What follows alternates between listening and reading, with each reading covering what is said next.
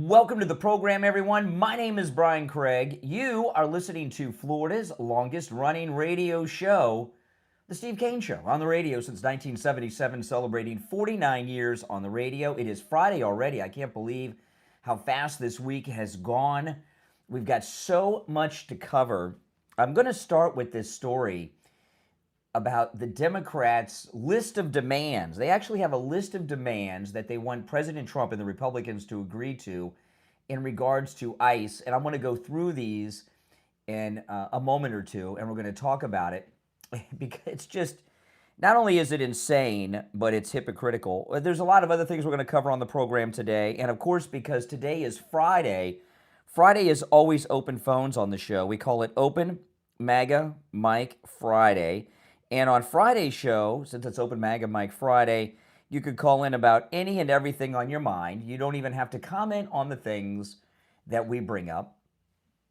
So on Friday, the show prep is up to you and the listening audience, all right? And the number, of course, to call in is 888-465-2631, 888-465-2631. If you're on hold, stand by. I want to go through a little bit of this list of demands that the Democrats have on the Republicans and the president in regards to ICE, because I want to talk about this a little bit in the beginning. But if you're on hold, hang in there. We'll go to the phones in just a bit, I promise you. Okay, so this is in Town Hall, and you can find all the articles that I cover on my program or on my X, Brian Craig Show on X. Democrats have made this clear for weeks. Democrats have officially announced, listen to this, Democrats have officially announced their desire to end the use of probable cause administrative warrants and instead require officers to seek judicial warrants to conduct operations. Okay, now this is one that they started talking about 2-3 days ago, and I'm not a lawyer. I don't have a legal expertise, so I'm not going to sit here and break down the difference between probable cause administration warrants and judicial warrants. This is what I know. Okay, with the Democrats. The reason that they're pushing this warrants from judges before you go after these illegals is because they know they have first off, there's so many illegals that even if the judges were all good people, the system would be overwhelmed and wouldn't be able to handle it, okay? Because those things have to be processed and everything. But we have so many crooked judges out there who wouldn't give the warrants. So this whole thing about judicial warrants, as you know, these Democrats, and I've had some of the calls here this week, they stand up all holy. I support the Constitution and constitutional violations and the Fourth Amendment and this amendment and that amendment. Democrats have been telling me my entire life that the Constitution should not even apply. Obama talked about this a lot. The Constitution was written by white supremacist slaveholders for the benefits of white supremacy, and it should not. Now, all of a sudden, with Trump in his second term, the Constitution is a sacred, holy document, according to the left. But that one there, that's just a way for them to clog up the machine. But the next one, this is great. Listen to this. Their second demand the Democrats are making on the president and the Republicans is this. Require that ICE agents demask and display their names on their uniforms. Now, of course, we know the reason they want to do that, but what are they asking for? They're asking for identification. You know, police officers, even regular police officers, patrolmen, should not have their names on their uniforms in this day and age. Every single police officer should have a nameless uniform. The badge number will suffice. And if you got a problem and you report them, you got the badge number. That's all you need. Can you imagine what it's like to be a cop these days? Just a regular cop. And your name's all over your uniform. It's very dangerous because people can be tracked down and doxxed so easily today. And they have to wear the masks, and they have to keep their names off the uniforms so that their families are not harassed or worse. Because you know what it would be like.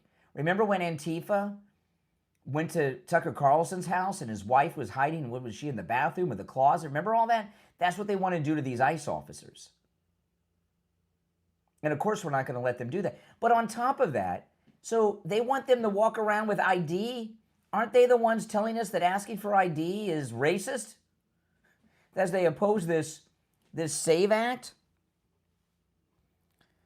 Let's see here. What's next? Democrats are seeking to restrict ICE officers from conducting operations at sensitive locations, including but not limited to medical facilities, right? So you can't go to the hospitals, schools, childcare facilities, and churches. The two key locations listed, the Democrats, are polling places and courts. So they don't want you to be, basically, they don't want ICE to be able to go anywhere where there might be an illegal. I mean, this, and why, by the way, why do they not want ICE at polling locations? Certainly the illegals aren't in line to vote. Why would they want them there? Democrats also demand an end to racial profiling and ending the practice of ICE officers targeting jobs and locations like Home Depot, Lowe's, and such. So, when not one of their demands is even close to reasonable.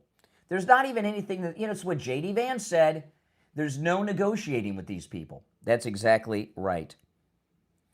And it goes on and on. But, I mean, those are the main demands. So basically what they're saying is you can't arrest any illegals. Are they out of their minds?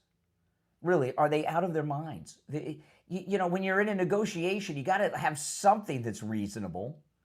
They haven't, but this is how the left are.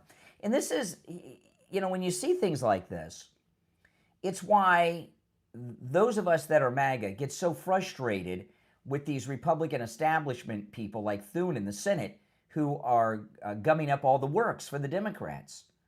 This 60-vote majority is a bunch of nonsense. We need 51 votes, that's it. What's the point of having the majority if you got to have greater than the majority to pass a vote through? It's absurd.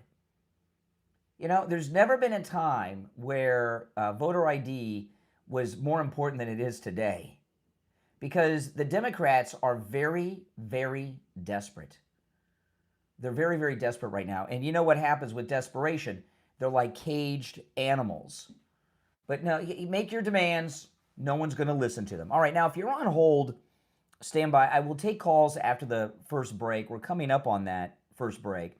The number is toll-free, 888-465-2631. It is open phones today, open MAGA Mike Friday, so you can call in about any and everything on your mind on today's show. Please try to keep it interesting. The Friday open phone show can be the best show of the week, or it can be an embarrassment to me, Steve Kane, and the show. But overall, most of the open phones, open MAGA Mike Fridays, are pretty good. So just try to be interesting, guys. That's all I ask, all right? Okay, now when we get back from our first break, I will go to the phones. I got a whole bunch of things to bring up. My name's Brian, and don't forget, free shipping on every order at mypillow.com right now with our promo code Kane at checkout. No matter how large, no matter how small. Okay? It is free shipping on every order with our promo code Kane at checkout, Kane at mypillow.com. This is a very rare thing, the free shipping offer. It came without notice. It will end without notice. So you still have time to do your Valentine's Day shopping, but you might want to start thinking about Mother's Day right now. When there's free shipping involved, that's a huge savings. So take advantage of it. Go to mypillow.com, free shipping on every order with our promo code Kane at checkout, Kane at mypillow.com. You can also order by phone toll-free, 1-800-716-4879, 1-800-716-4879. Promo code Kane, Kane. We'll be right back. You look, guys, I mean, you look at this list of demands. Is there anything that the Democrats are asking for that is in the least bit rational or reasonable? They're out of their minds. The Democrats, they just have not accepted the fact that they've lost the country. They've lost the pulse of the country. And you know what? They've lost it forever. The Democrat Party right now is basically a third party, right? Who are their constituents? Who do they really represent?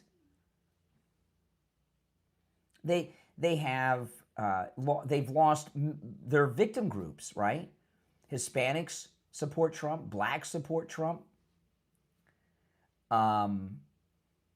gays. We've got large gay MAGA people out there.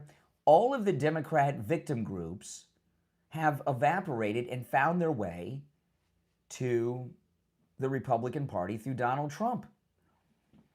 And you look at the way that they're behaving. What are they doing to pivot to try to win any group back? Now, we don't want the Democrats to correct things. They're doing a very good job helping us win the midterm election. So yeah, exactly. So, I don't want them to fix it.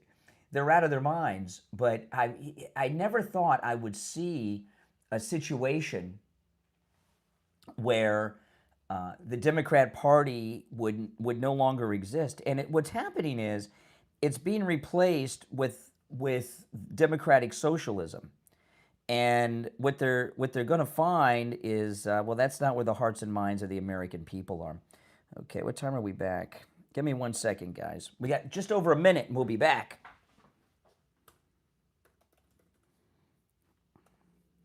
Hold on.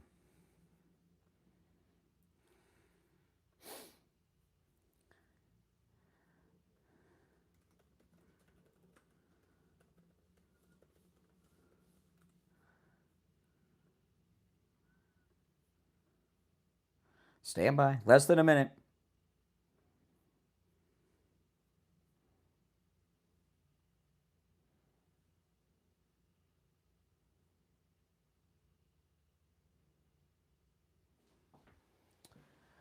Less than a minute, and we'll be back. A little more than 30 seconds. Yeah, the Democrats. We don't want the Democrats to get help and figure this out. We want them to keep losing, right? We don't want them to win. Why would we want that? All right, 25 seconds. Yes, they are delusional. No question. Mm-hmm.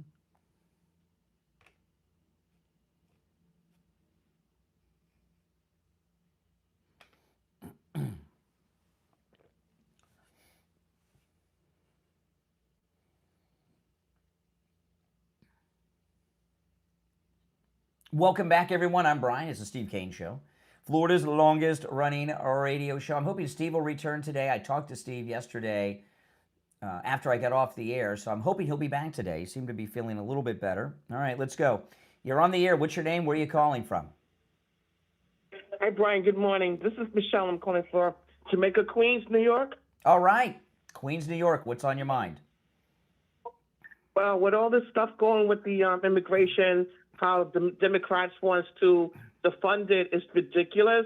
And Bad Bunny with his comments about the Super Bowl, how ICE, they better pray that the lady who's, the mother who was kidnapped, they better pray that it's not by an illegal. It's interesting you bring that up because, Savannah Guthrie's mother not only was very liberal, she made anti-Trump posts on Facebook and everything I've been hearing, and it would not surprise me if she was the type that was hiring illegals to do work around her house and stuff. It wouldn't surprise me at all. Oh my God.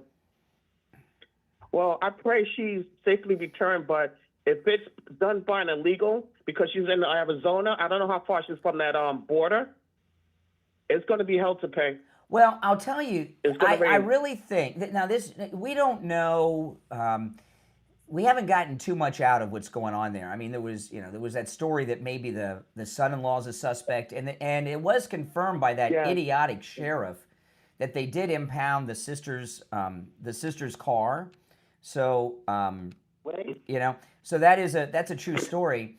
But and I'm watching these press conferences, and that the elephant in the room are the illegals of Arizona, right? So not one person in the press has said, is it possible there's some illegals, and no one's even asked the question.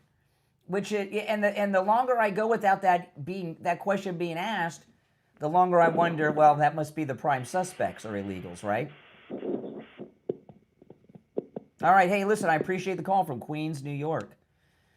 Oh, man. All right, let's go back to the phones. You're on the air. What's your name? Where are you calling from? Hey, my name is Larry. I'm calling from New Jersey. How are you today? All right, Larry in New Jersey. What's on your mind? Hey, listen, I want to bring up homeowners insurance. I'd like to make somebody aware. I've written emails to Andy Kim. I've tried everything. No one will respond. The homeowners insurance companies are screwing the homeowner constantly. I'm in the insurance claim business. I used to do $7.35 million a year in business. I can't even do $1 million a year. Oh, wow. They're playing a new game. When you say $1 million in business, you mean in policies, or is that how much you make? No, that's how much the company brings in. It used to be 7.35. Oh, okay, that's not like your commission. Well, I got to tell you, here in Florida, you know, our insurance has been going up through the roof the last few years. And when I get the notice in the mail every year, I don't open it because I know it's bad news, you know. And my wife, against my wishes, showed it to me this year, and I almost threw up. I mean, it's that high. It's insane. Right, but they're dropping. They'll keep raising the prices, but they're dropping policy all over the country. Mm-hmm. Whether it's hail, whether it's wind, whether it's flood, they're dropping off whatever caveat they want. That's true. They're playing a game called. Well, listen, it's open phones on Friday, but there's not much we can go with that. But I agree with you. Homeowners insurance, it's out of control, and I certainly don't like paying the high prices I'm paying. I'm not going to tell you how much I'm paying. It's really high, and you know, I'm not in a flood zone, and I live in a small house, and how much it is just blows my mind. So a lot of people have dropped their insurance in Florida. That's called self-insured. That's okay to do if you're like loaded, but it's a very dangerous thing when we're with hurricanes and all. You're on the air. What's your name? Where are you calling from? Hi, Brian. Good morning. This is Dan. I'm calling from Jamaica, Queens, New York. Yeah, you just called. Yeah, we moved on, but that's okay. It's one call per show. Oh, I'm sorry. I didn't know. Okay, I didn't know. I didn't let you finish because I went. You were there. I went to you and you weren't there, so I moved on. If I didn't let you finish, go ahead. Yeah, I just pray to God that the newscaster's mother was not abducted by an illegal, because you were saying earlier that the mother was anti-Trump, against Trump. Yes, very liberal. Oh, and some of that may be because I learned a lot about Savannah. By the way, thanks for the call, but it's one call per show. The rest of you hold stand by. I did not know this, but Savannah Guthrie and her family are from Australia. She was a baby when they came here, so maybe she has some connection to the illegals because she's an immigrant. You're on the air. What's your name? Where are you calling from? This is Mike from Louisiana. Hey, Mike, what's up? You know, if the two sides of the Republican Party, the MAGA side and the establishment side, were in total lockstep, the reaction to these demands should be, we don't negotiate with terrorists. Okay. You know, because that's what these democratic demands are. Well, you know, I know on the face of it, a lot of people may say, well, that sounds crazy. Why would you say that about Democrats? Democrats are advocating for these illegal criminals to not only stay in our country, but to roam free. I just saw 2 stories today of illegals killing American citizens just yesterday. I mean, so if that's not terrorism, I don't know what terrorism is. Absolutely, they want to force the names on the uniforms for the ICE agents, and they want to force the badge numbers. You know, that's what they want to do. They're trying to get things by force, and if that, like you said, if that's not terrorism, I don't know what is. Terrorism is when civilians are targeted. Yep. Mm-hmm. All right, Mike. Appreciate the call. Good point. You're on the air. What's your name? Where are you calling from? Morning, Brian. Doc from Texas. Oh, hey, Doc. You calling in to apologize for your language yesterday? Actually, I am. Good. You manned up. All right. I accepted. Okay. But was it? Why? That's what I want to call you for about that. What does the difference make? Because I don't have any children. I care about this country, the children in this country, even though I don't have children. I have nieces and nephews. I have great nieces and nephews. Because this is something. It's a good question you ask, and I'm glad you asked. I'm going to give you an answer, and this is a legit answer. My wife and I have friends that are our age, that we've known our whole lives, that don't have children. And there's a big difference in adults who have children and adults who don't have children, okay? And when you have children, you know, my daughter's going to be 27 years old next month. When you have children, no matter how old they are, they're always your children. And that's when you finally mature as a human, when you start caring about someone else more than yourself. And all of our friends that, and these are people we've known our whole life that don't have kids, there's different ways that it manifests, but they still live like young children. They still live like they're 22 years old. You know, I mean, it's just not the same. And until you have children, you really don't have an understanding of what life's all about. I don't buy that, Brian. Brian, okay. I don't have any children. You know, I told you I was married. My wife is dead. Mm-hmm. Her daughter has a granddaughter. Yeah. I figured that child is my granddaughter. I would give her the world. All right. I would let nobody hurt her. All right. And I would let nobody hurt her. So how does that make me a bad person? I didn't say you're a bad person. You asked me what the difference. You did. No, I didn't say you were a bad person. But so what makes you? I don't care about children. Then I care about. I didn't every say you child don't in this care country. about children. So, When you yes, have you did. children, nieces and nephews don't count. When you have children, Yes, they do, Brian. Yes, they do. You tell somebody that doesn't, a woman or a man doesn't have children, their nieces and nephews doesn't count. They care about them more than what they. No, I didn't. Like I'm not children. saying. See, I'm not saying that they don't count as people. What I'm saying is that until you have children, you really are not in a position. Brian, You asked a question. I'm doesn't make a trying to difference. explain That it. You don't doesn't want make to a hear it. difference. Yes, I do, Brian. But that does. What you're saying is Stop not making interrupting. sense. What I'm telling you is, It doesn't make sense, Brian. It doesn't make sense. When you have children, your children eat before you eat. You understand what I mean? It's what that's. I understand that. I understand it. Yeah, their needs come And I would before make yours, sure. no matter what. And I would make sure. If my nieces and nephews are at my house, I make sure they eat before I eat. It's not because no. I'll make sure any I'm child. not I'll make talking sure, about. I'm not talking about manners at the dinner table. But I didn't say you're a bad person because you don't have children. I'm just saying that you don't But have. that's where you don't have a insinuated. full. That's where you insinuated. Well, that's the way. that's the way you took it. But I didn't insinuate no, that's that. where you meant it. You That's did what I not, mean. you, as Because I could say- as I a could- man without Okay, children. let's change. As a let's man change the without subject on children. this. Okay. Okay. Let's change the subject. Can I take something else to It's you? open Manga Mike Friday. It's open phones. Okay. Here's the deal. What's going on with the I can't call her name now. What happened in Georgia? Trump and his people can't keep their story Fannie straight. Willis? No, Brian. With the lady that Chelsea Gabbard. I think Tulsi Gabbard. the one that went. I cannot think of her name right now. Tulsi the one Gabbard, that Kristi Noem, Tulsi Gabbard. Those are the Pam Bondi. Those are the three ladies involved. Okay, Chelsea Gabbard, the one that went to Florida, went to Georgia with the associate to get the illegal voting records. Yeah. She said Trump sent her there. Trump said he don't know who sent her there. Somebody's lying, Brian. Who's lying? Trump or her? I didn't hear either of them make that comment, so I can't. Yeah, he did, Brian. No, Okay, Brian, you know fully well. No, I bro. didn't. I did You not. know fully I did well. not hear either of them Brian, make that see, comment. that's the problem. Brian, it's all over. It's all over, Brian. It's tape. It's on tape. Go research it.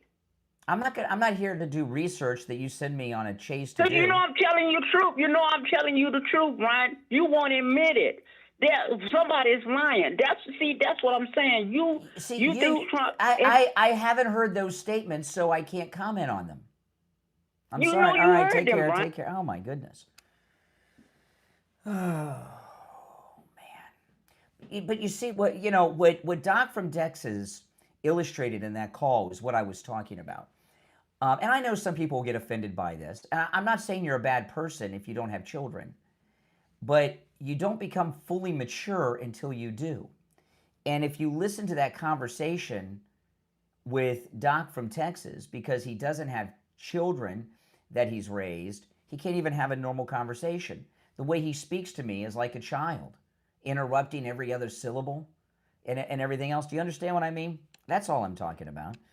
All right, listen, if you're on hold, stand by. It's Open Manga Mike Friday. My name's Brian Craig. This is Florida's longest running radio show, The Steve Kane Show. We'll be right back.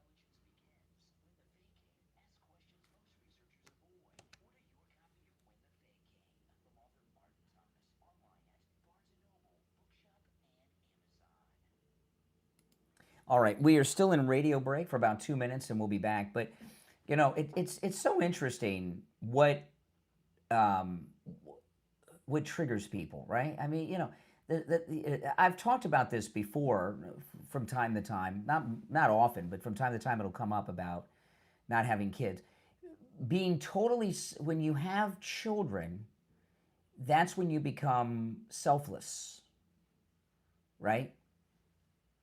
And people that have children, before I was a parent, I would hear people talk this way, and sometimes it was callers calling me on the air, and it didn't make sense. I thought, what a jerk you are, you know, what a jerk.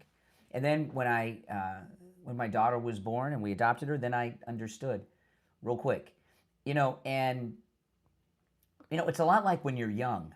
Like when I was young and I was starting out and I was on the air and I was like 19, there were guys that were my age that were just so rude to me because they're like, what do you know? Who are you? You know, you don't have any life experience. You got all these opinions talking into that microphone, you know, and all that stuff. And I thought, what did you, and now as an adult, I understand that somebody who's 19 or 20 years old is a child, and they don't get the way the world is, right? Hold on. You get, you know, things happen in life, and you gain wisdom, and children, for most people, will bring that wisdom to you. Mm-hmm. All right, we'll be back in less than 30 seconds. Stand by. About 20 seconds, we'll be back. We're still in radio break. If you're on hold, stand by. If you want to call in, the number's toll free no matter where you're watching. It's pinned in the live chat. Stand by.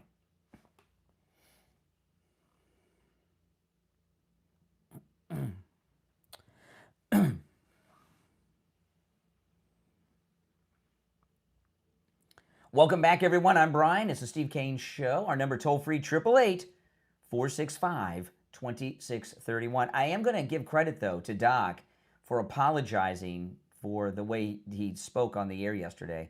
Not many liberals take responsibility. So, In fact, I can't remember the last time a liberal took responsibility on the phones on this program. All right, let's go. You're on the air. What's your name? Where are you calling from? Hi, Brian. This is Sandra from Indiana. Hey, Sandra. Hey, this is a little bit different subject than what you've been talking about. And, of course, that woman you had before, or it sounded like a woman, was insane. Anyway. That was you talk. Doc from Texas is a Doc from Texas is a man, if that's who you're referencing. Well, it sounded like a woman. Sorry. Yeah, dude sounds like a lady. Yeah. Yeah. I woke up early this morning and I was looking through Tubi to try and find a movie to watch. I found this documentary and it had President Trump's face on it, and it's called Unfit. It's called Unfit, Psychological Profile of Donald J. Trump. Oh, my goodness. I don't know if you've seen it or not. No, I'm not going to watch that. Why would I want to watch that? It needs to be watched because the liberals, it's very, very biased. It is a defamation of character. Yeah. It made my blood boil. It was done back in 2020.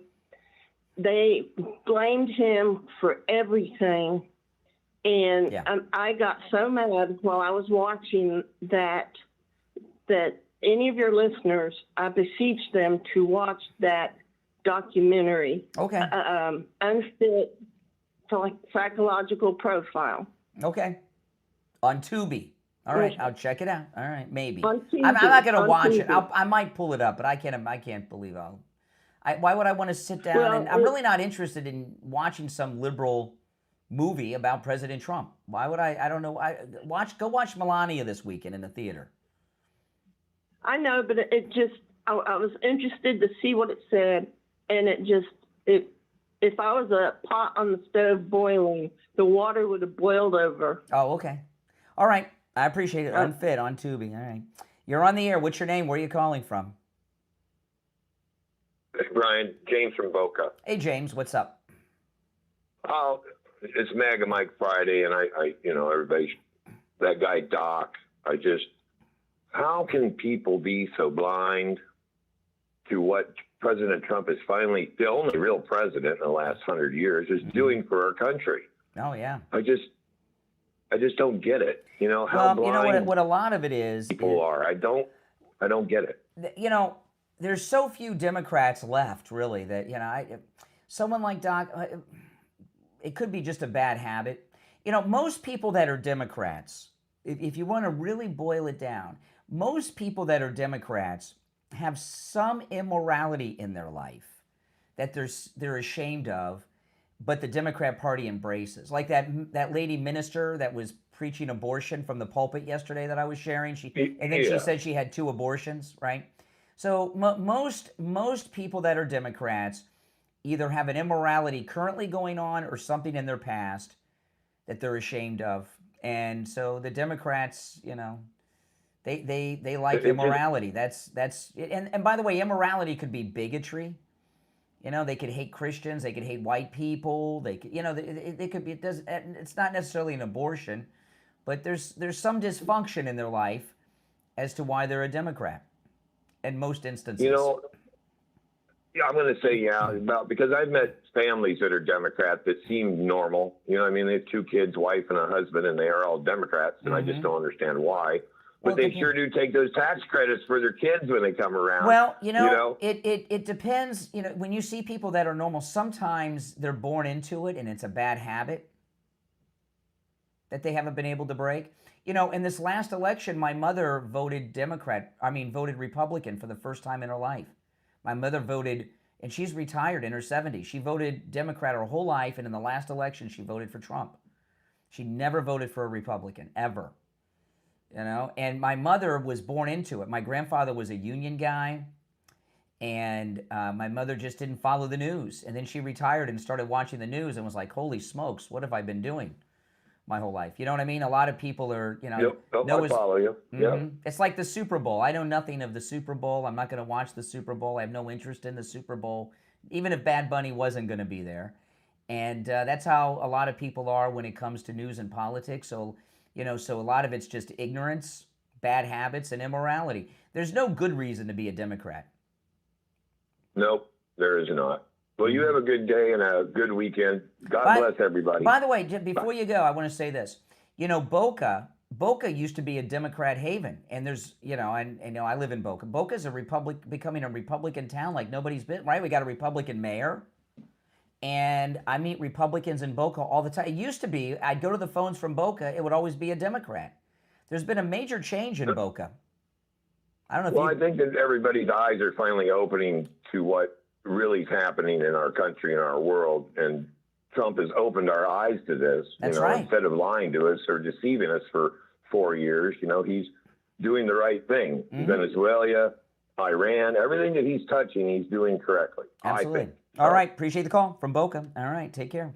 You're on the air. What's your name? Where are you calling from? Hey, Brian. Mike Purcell from Coral Springs. Hey, Mike. Good morning. What's up, Mike in Coral Springs? Hey, listen. Do me a favor. Put this guy Doc on after like 8 o'clock, because I can't listen at 8 o'clock. Okay? The guy, he's really irritating, really annoying, and he really has a functioning problem with common sense. When you were talking about, you really mature after having children. Yeah. I led one of the most hedonistic existences prior to, having a child. And, I'm right up there with St. Joseph right now. Okay? Not really, but listen, it does make a difference and things change. But the guy, he's typical liberal, always talking over you, getting really, really excited and not letting you speak. It's just annoying, man. Well, that's true with most Democrats. You hear when I have conversations, how many of the Democrats have a proper conversation where they take turns? Right. They always get hysterical. Mm-hmm. Yeah. Well, the thing about this thing about kids. I'm glad that Doc's not a parent. I wouldn't want him spreading his liberalism to children. but that's true. But this thing about maturing with parents. When I was doing this show when I was like 19 or 20 and I was on the air, there were guys at the radio station that were the age I am now. And they were like, who do you think you are, 19, 20 years old? What do you know to be talking about these things? And at the time, I just thought they were jerks. But now as I grow older, I realize, I probably didn't know what I was talking about. There's a movie. How old are you? I'm 71 this month. Oh, well, you're much older than me. But there's a movie, I watched this movie a few years ago called Less Than Zero, and it's with Robert Downey Jr., and it's an 80s movie, and he plays a rich kid from Beverly Hills who's hooked on drugs. And there's this scene in the movie where he breaks into his dad's house because he needs some money for drugs. And his dad and his brother throw him out. And when I saw that movie in the 80s, when I was a teenager, and I thought to myself, man, his dad and brother, what jerks they are. How are they treated? And now as an adult, a parent, and I see that same scene, I think to myself, oh my goodness, what must Robert Downey Jr. have put his dad through and his family through that has them throwing him out of the house? You get a whole parenting matures you, and you get proper perspective on so many things. Absolutely. And that wasn't much of a stretch for Robert Downey anyway. No, he was playing himself basically in that at the time, yeah. Yeah. Now listen, something else. The other day, you referenced Fatty Arbuckle. I spit coffee out of my nose. Fatty Arbuckle. Where did you come up with that obscure reference, man? How many people are going to know what you? I don't know I don't remember what the conversation was. Fatty, for those that don't know. Epstein. Oh, Epstein. Okay. Yeah, we were talking about hedonism and immorality in Hollywood. Fatty Arbuckle was a major movie star in the silent film era. And he was at a wild hedonist party in Los Angeles, and he killed a girl, and it was believed that he crushed her during sex. And he was put on trial for murder, and then his career had to go to Europe. And what I was talking about is Hollywood's always been immoral. It's not just now that Hollywood people are immoral. They've always been disgusting perverts, even in the silent film era. Yeah, they're like a leper colony. The whole bunch of them. Yeah, they were probably worse back then than now. They were just protected. Right. Yeah, Fatty Arbuckle. Right. Yeah, look up Fatty Arbuckle. Poor Fatty Arbuckle. He was fat, all right. I didn't know all that about him. One more thing. Traveling north on 95. If you're above Boca, your station is 106.9. I found you after you told me the other day. I appreciate it. Yeah, All right. Just so you know. All right, man. Love the show. All right. Well, we love you, all our listeners. All right. If you're on hold, stand by. We'll take our last break of the first hour. It is Open MAGA Mike Friday. Any and everything on your mind is fair game. Don't forget, guys, it's tax season, and you want to call Jamie Levac. You know, one thing about Jamie Levac from Swift Tax, I was talking to him on the show yesterday. He loves doing taxes. He just loves it. You know, I've known accountants in my life. I've never known one who loves doing it.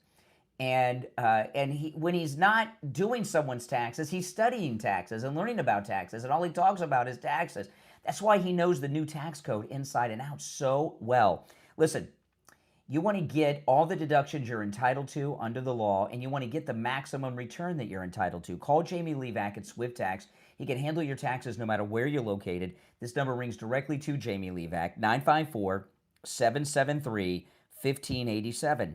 954-773-1587. Call or text 954-773-1587. And remember, with Jamie Levac, you can get your return in as little as 24 hours. Give him a call. We'll be right back. If you're on hold, guys, stand by, okay? Our number is 888-465-2631. 888-465-2631.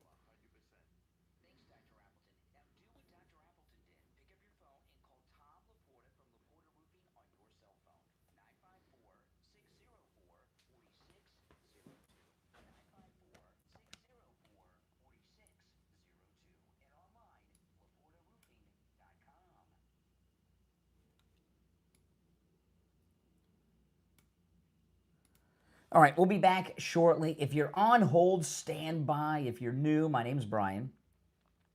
This is where MAGA comes to talk. We are in radio station break right now for about 90 seconds, and we'll be back. Let me see what time. Yeah, about 90 seconds, and we'll be back. And it is Open MAGA Mike Friday. You can call in about any and everything on your mind on Friday's show. Oh, yes, I do want to mention that. I do have some stories I want to bring up. All right. Just over a minute, and we'll be back. Yeah, Fatty Arbuckle. Poor guy. He did come back to Hollywood many years later, but it was a scandalous trial. I was probably talking about these celebrities with the Grammys. Celebrities have always been low-life, morally reprehensible scumbags. They just always have. That's right. It's not Vegas, it's Los Angeles. That's the devil's playground. That's Sin City. All right, about 30 seconds and we'll be back. The number's toll-free, 888-465-2631. 888-465-2631. It's a toll-free call no matter where you are listening.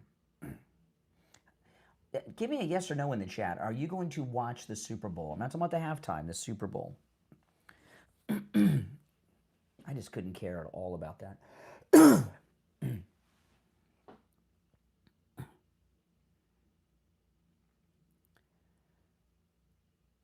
All right, we're back. I'm Brian. It's the Steve Kane Show, Florida's longest-running radio show.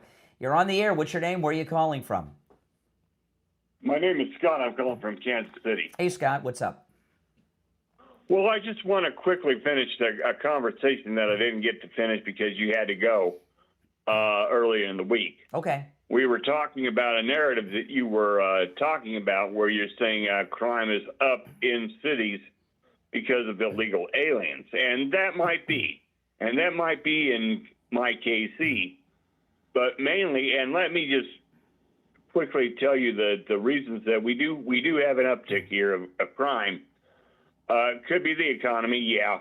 But we also have a super stupid woke government on par with Seattle or San Fran that is more friendly to criminals than police. And we're down 400 police, and nobody's coming into the academy. Nobody. Yeah. And most of the crime is in the urban core, not in basically traditional immigrant areas, which is where I live. Well, listen, in nationwide, crime is at its lowest level in 125 years, and that goes for murders as well. That doesn't mean that crime is down everywhere, but nationwide it's down to its lowest level in 125 years, which is half of the age of our country, courtesy of Donald Trump's immigration policies. It shows you how much crime the illegals have been doing, right? What, pardon, sir? It shows you how much crime the illegals have been doing, because that's been the big change this year. I'm sorry it's not down in Kansas City. Well, we've always had a rough time here. Mm-hmm. It's St. Louis we only feel good because St. Louis is worse. Yeah. All right. Appreciate the call, Scott. All right. Take care. Have a good one. All right. You're on the air. What's your name? Where are you calling from? Hello? Yeah, you're on the air. What's your name? Where are you calling from? Texas. Yes. Oh, boy. Hello? Yes, you're on the air. I said I'm from Texas. All right, Texas. Here we go. Yes, Texas. I just wanted to call in and say that doc guy, he don't know. Yeah. He don't know. What kind of accent is this? Parent. What kind of accent do you have? That doesn't sound like a Texan accent. Well, Texas is a very big state. You know, we have an East Coast, we have the South, we have the North, we have the West. Well, your accent sounds big. more like a Mexican accent, like I'm talking to Selena or something. That's kind of funny. Don't you I hear don't know it? why Lee. At the end, where you said funny. I don't know why you're coming at me like that. I'm not coming at you. I'm just talking about your accent. Well, I'm trying to explain to you that Texas is a very big state. So there's a lot of different people from a lot of different areas. Even if you're from Houston, you're going to talk different from Dallas. And if you're from Dallas, you're going to talk different from someone in Baltimore. You just have an accent that I think to most Americans would sound as if, are you Hispanic? Yes. See, there you go. Yeah, I'm saying. So I don't like getting so offended. I mean, you probably. I'm not getting offended. It's just like I was talking. Yeah. Yeah, but that dog guy, he don't know much. You know, you got to be a parent. Once you become a parent, like your head just kind of clears. You know. That's correct. Like before that, you're walking hazy, and then you hold your child, and life just kind of opens up. It changes everything. It does. It's nothing you can explain. It's a switch inside you is flipped. It's called adulthood. Yeah. All right. Appreciate the call. All right. Take care. Oh, man. I wanted to talk a minute before I get back into the politics about the Savannah Guthrie missing mother thing. I watched the press conference with the sheriff yesterday. I don't know what the deal is with that sheriff. Isn't he a strange dude? He is a strange man. But so far as I watched it, because I'm interested in it, but there's two elephants in the room, and I'm listening to this press conference, and the reporters that we have today are just not reporters. I want you to think about it. President Trump's been on the scene for 11 years now, going on 12, right? When did he come down the escalator? What was the exact date? So he's been on the scene a long time, and we've talked about the fake news. The media, see, stories like this, missing people, and that went national. There used to be stories like this that took the nation over and took the dialogue over. The girl in the well, Natalie Holloway, Elizabeth Smart, all these stories, OJ, all these stories that would take the nation by storm. And we had reporters that asked real questions or went and did some investigating. And these reporters are brain dead. There's two elephants in the room, and I'm waiting for someone. There's a few things, by the way, during that press conference. First question is, how could you not have roped off that crime scene? Why did you let everyone trample? An Amazon driver delivered a package to the house after the story became national and walked right up on the porch where the blood is. I mean, that crime scene's so contaminated, the incompetence. The other big question is, because it's Arizona and Savannah Guthrie's mother is so liberal, trashing Trump on Facebook and everything, about illegals in the area. I haven't seen no one asked about, is it possible the illegals in the area that maybe she had working for her had anything to do with it? No stories on the number of illegals in the area by any of the media. No questions about the son-in-law at all during the press conference yesterday. And it really shows how dumbed down our media have become. They can't even think critically. They can't think logically. The purpose of a college education used to be, depending, obviously you learn some skills and trades in college, but college one of the big benefits of a college education, and most people that are in media are college educated. In the old days, what college did was rewire your brain so that you could think. And a lot of people gripe, the first 2 years of college are like advanced high school courses, right? Math and science requirements that seem ridiculous and have nothing to do with your major. And they can be frustrating, when you're in college. But what they do is it gets your mind thinking about things. The reason you learn algebra and geometry and all that, which seems kind of stupid in so many ways, and why do you even need to know this stuff, is because it rewires your brain to think. Critical thinking. That's right. And I'm listening to these people in the media. I watched that whole press conference with the sheriff and the FBI agents yesterday. I didn't hear one decent question from one person in the media. They're just stupid, uneducated people that don't even know their own trade. And there was a lot of complaining from people saying nothing came out of that press conference. Some things did come out of the press conference, but the reason the press conference was so uneventful is because the media are they're not capable of even thinking. They're brain dead, like all the other liberals out there, and can't ask any great questions. And all the press are doing there is standing in front of the House waiting for news to come to them. They're not going to the local area and finding where the illegals are. They're not even walking down the street looking for cameras on the neighbors' houses. And, in the past, when we've had these missing people stories or national crime stories that went national, in the days when you had real news people, they would find areas to explore, or the press conferences would get very uncomfortable for the cops. But we have brain dead reporters, and the national media are there now asking the questions. It's really sad. We're sending this rocket to the moon. It's amazing we still have people with enough brain power to send rockets to the moon with how dumbed down this country's population has become. If you're on hold, stand by. I'm Brian Craig. It's the Steve Kane Show. We'll take our break for the top and be right back.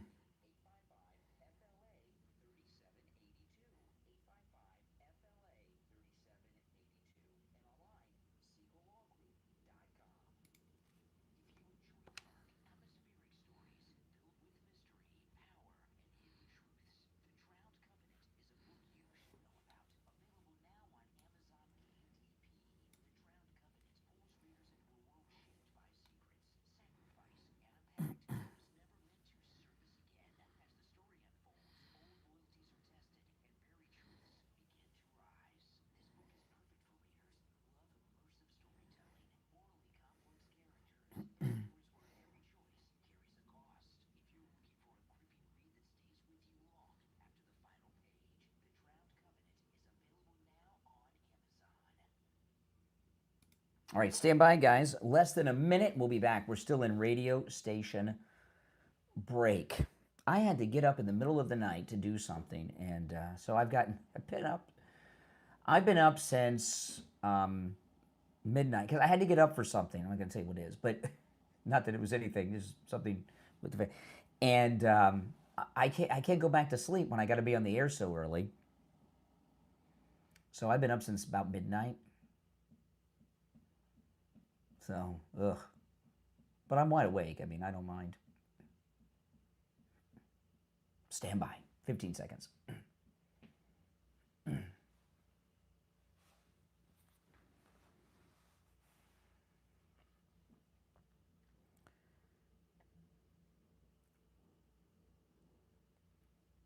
Welcome back, everyone. It's the Steve Kane Show. My name's Brian, and it is Open MAGA Mike Friday. That's what we call open phones. And on Friday's show, you can call in about any and everything on your mind. The show prep is up to you and the listening audience. Monday through Thursday, you got to talk about what we're talking about. But Friday, it's up to you guys. The number's toll-free, 888-465-2631. 888-465-2631. You're on the air. What's your name? Where are you calling from? Good morning, conservative Doug. Oh, hey, Doug. You know, I was just thinking. I'm gonna tell you, this is a funny thing. Okay, well, at least it's funny to me. Good. It may not be funny to you or the audience. I got my phone's blowing up here, right? I got all the, and I did not take this. This is not the calls in the order in which they were received because I lost a little track there. And I took a call at random, and I thought to myself, I'm taking this call for random. Is it going to be Doug? And sure enough, man, I wish if they had your name, Conservative Doug, on the roulette wheel in the casino on our cruises, I'd never leave the casino. I'd always bet on Conservative Doug because I always land on you. I mean, it's crazy. You got the vibes that I was waiting. I don't know. Great. I don't know. It's just how it is. Anyway, Doug, what's on your mind? I don't know. Here I am. Yeah. Here I am. Crazy. As you know, the government from time to time is able to do things to us that are unconstitutional as long as it's on a temporary basis. All right, kind of like what they did when you couldn't go to church because you had to, even though you're social distancing. The Patriot Act. Yeah, remember that. The first income tax was put on unconstitutional. Remember when that county sheriff over in Tampa arrested a preacher for having church services during the lockdown? I couldn't believe that happened in America. Yeah, exactly. They can do things somehow. I looked at it. I don't know how they do it, but they supposedly can do these things on emergencies. On a temporary. All right. Well, I think if they can do it for everybody else, they can certainly put in a temporary act and let President Trump run again and not have to amend the Constitution. If they can do this, then for everything else, why can't they do it for President Trump? Yeah. I say make a temporary act that stops the provision in the Constitution that says you can't run for 2 terms, and then we'll have President Trump in again. Yeah. And if it's unconstitutional, too bad. Anyway, the last thing I want to say for everybody, you were talking about some insurance before. This is like a public announcement. I call every year at the end of my auto insurance to see, because the rates change so much, and I wind up usually finding out that my company is too high, so I switch around. Anyway, I found a lower cost, so I called the insurance company I have, and they said, "You're going to let me go, or you want to lower the price?" He says, there is in the state of Florida. The companies that made too much money, we have a fund here that we have to give back on to the customers because we made too much money. I said, so what are you going to do for me? They took off over $900 on my policy because if you don't answer it, you don't get it. So everybody needs to call their insurance company and see if was that auto insurance or homeowners?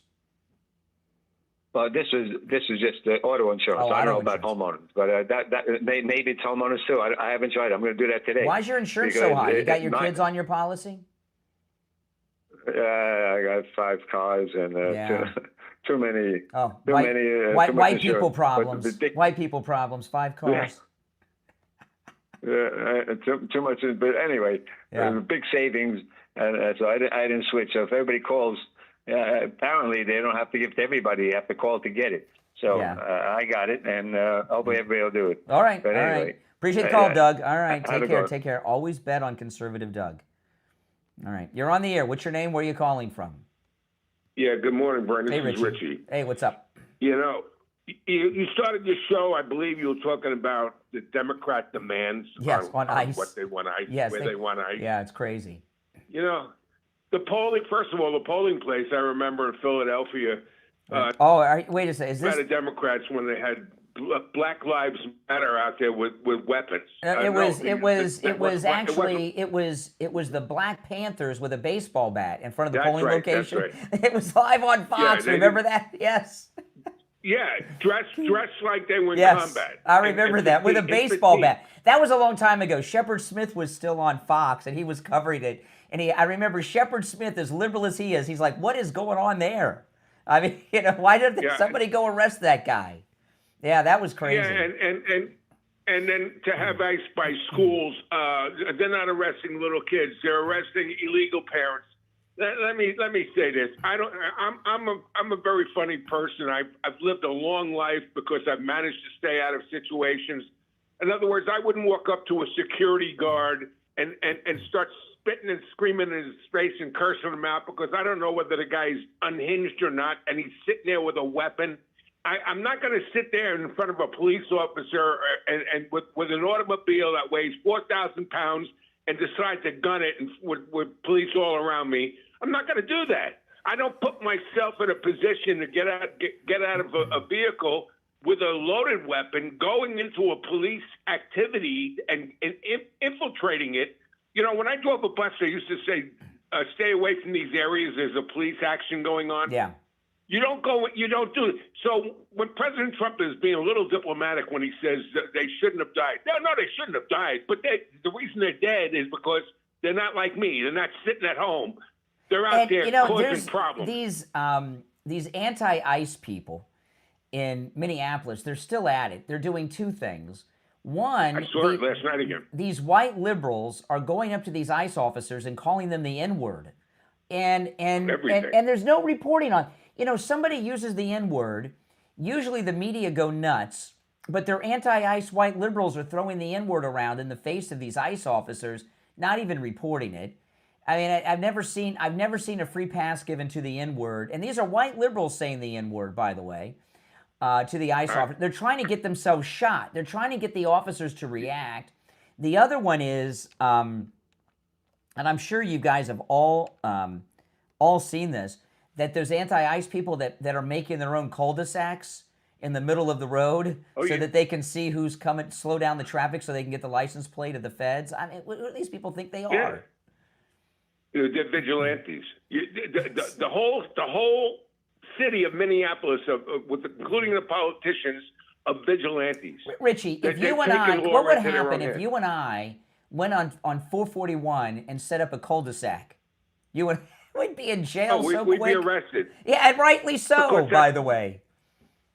It's Florida, though. If we did it together in Minnesota, we'd get away with it. Yeah, maybe. This is the problem. Yeah. And not for nothing. I believe, and this is my call is this. I don't believe President Trump won a landslide in this country. I don't think that we have to negotiate with these.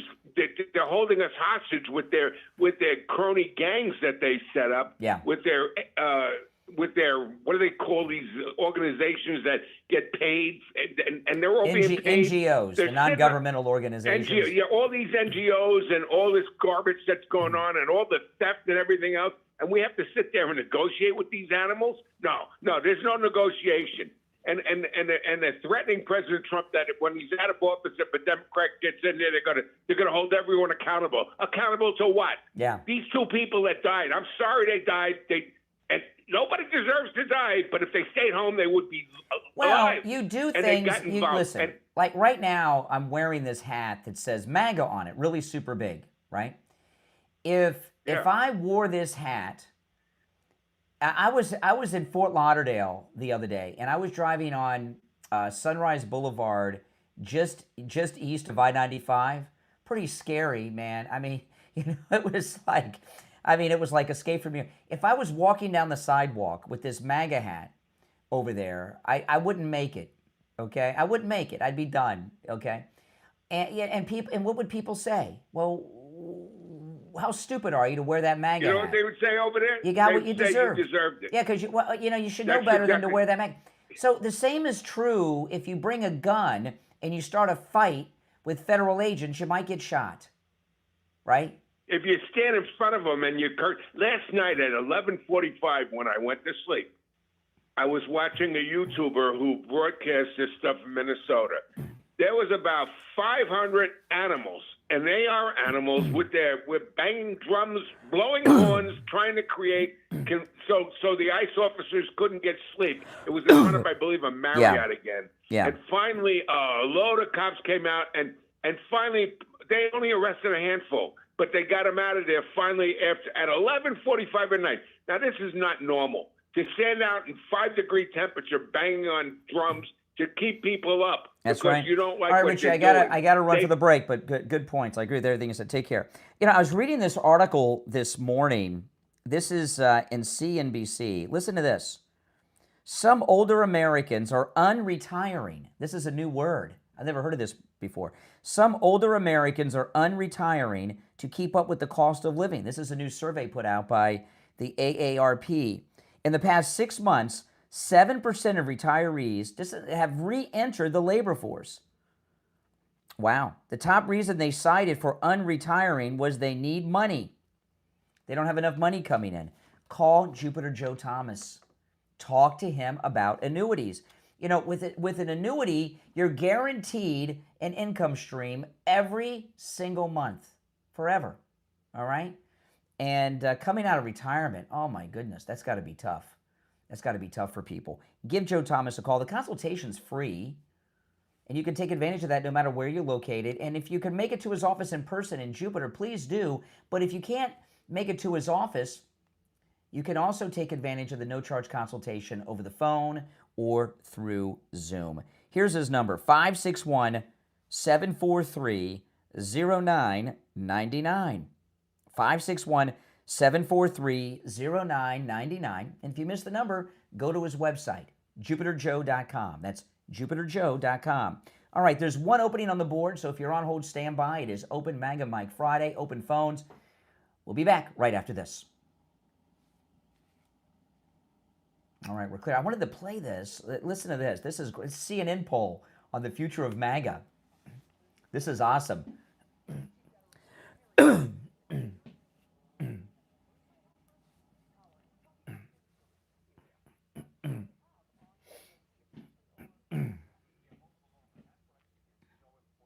Yes.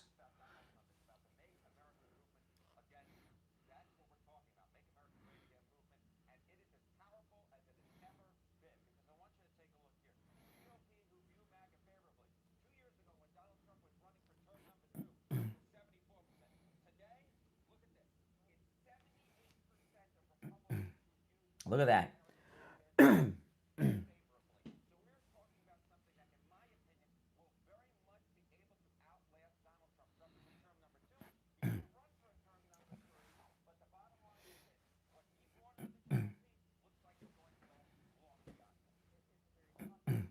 Yes, it is.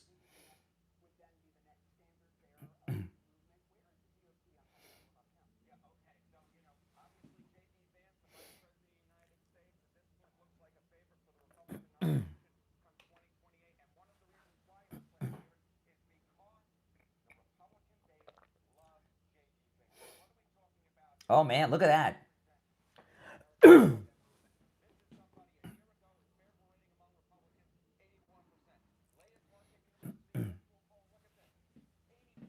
Oh, awesome. This is amazing. CNN.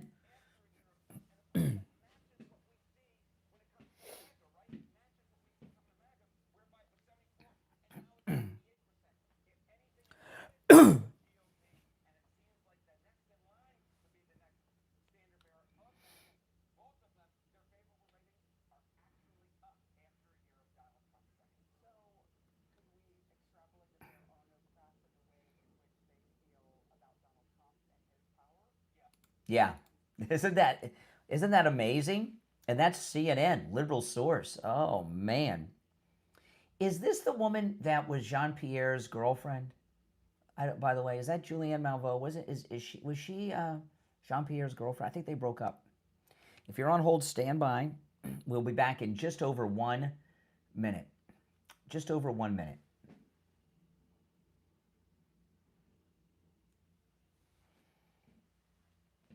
All great stories. Things are going well. Less than a minute, we'll be back. Oh, man. Things could not be going better.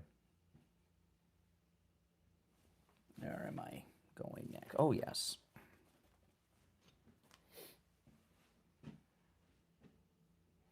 Oh. It must really pain some of the people over at CNN that they have to broadcast the news. What is it that Rush used to call those? Accidental cases of journalism. We got about 30 seconds. We'll be back. Yeah, going into the midterms, we're doing well. All right, stand by. 15 seconds.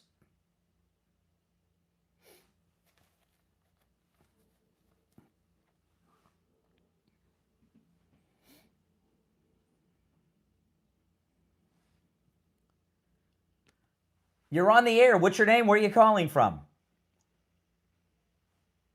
Hi, I'm calling from Seattle. All right, Seattle. What's on your mind? So you were talking about press earlier. Yes. The media, the fake news media, correct. Yeah.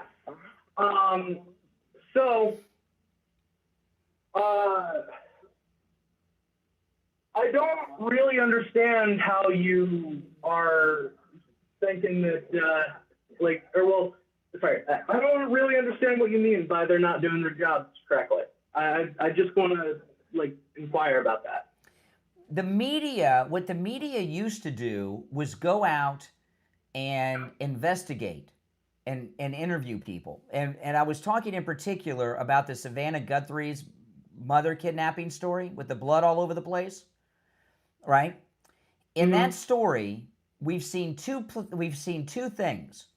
Reporters in front of the house and reporters in that room with that idiotic sheriff asking him questions. Oh, he hung up. I guess it was too much of it. You know, we haven't seen anything off of that street. I haven't seen any reporters go and interview neighbors, people at nearby stores, or even show the community to see what kind of people are around that community. I'm watching the press conferences, and I haven't heard any questions that were deep at all. Nothing. That's what I'm talking about. All right. He was nervous. That's okay. You're on the air. What's your name? Where are you calling from? Larry, I'm from Texas. Yes, Larry. What's on your mind? I don't know. Whatever you want to talk about. Whenever I was That's listening, not how you were it talking works. about the. You're calling me. You got to have something on your mind. You have some comment. I'm not here to pitch stories to you. Is that it? But anyway, what I was thinking about was the why nobody wants to call what they're doing. Like whenever you're, because I mean they're demonstrating insolence against law enforcement. Once you bring a firearm to do that, it technically becomes an insurrection. Correct. Yeah. If you want to look at the Minnesota's in a state of insurrection against the federal government. That is correct. Yeah, it's a very unfortunate thing because a lot of these people are essentially being used as political pawns, like this Alex Pretty guy. I mean, that's the real moral tragedy of the whole thing. I don't really know why a lot of nobody on TV or nobody on the right seems to want to call it that, though. I've been calling it that since it began. It's basically been the Confederate state of Minnesota. Now, Tom Homan, President Trump talked to Tim Walz, and it's calmed down a lot. Tom Homan went there, met with Waltz and Fry, and has gotten control of the situation quite a bit. But there's still some of these loons that are running around. But there's been major arrests. They've made multiple arrests in that church break-in that Don Lemon was in. The Antifa general that was calling to kill ICE agents was arrested yesterday, the one with the tattoos on his face. So there's been a big roundup of these insurrectionists. And well, it's still that's good. going on. I applaud you for calling it.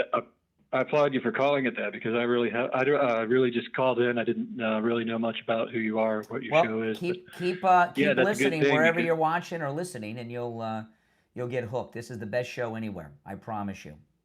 Well, one thing about Don Lemon, do you remember on the years back he was on the New Year's Eve broadcast? He pierced his nipple live on. Got drunk and pierced his nipple live on air. Yeah, CNN's New Year's Eve. He was at a bar in New Orleans doing tequila shots. And he was so drunk, he was talking about his love life and how all the guys couldn't keep a man, and it was really rough. Yeah, it was fun to watch. I kind of missed drunk Don Lemon.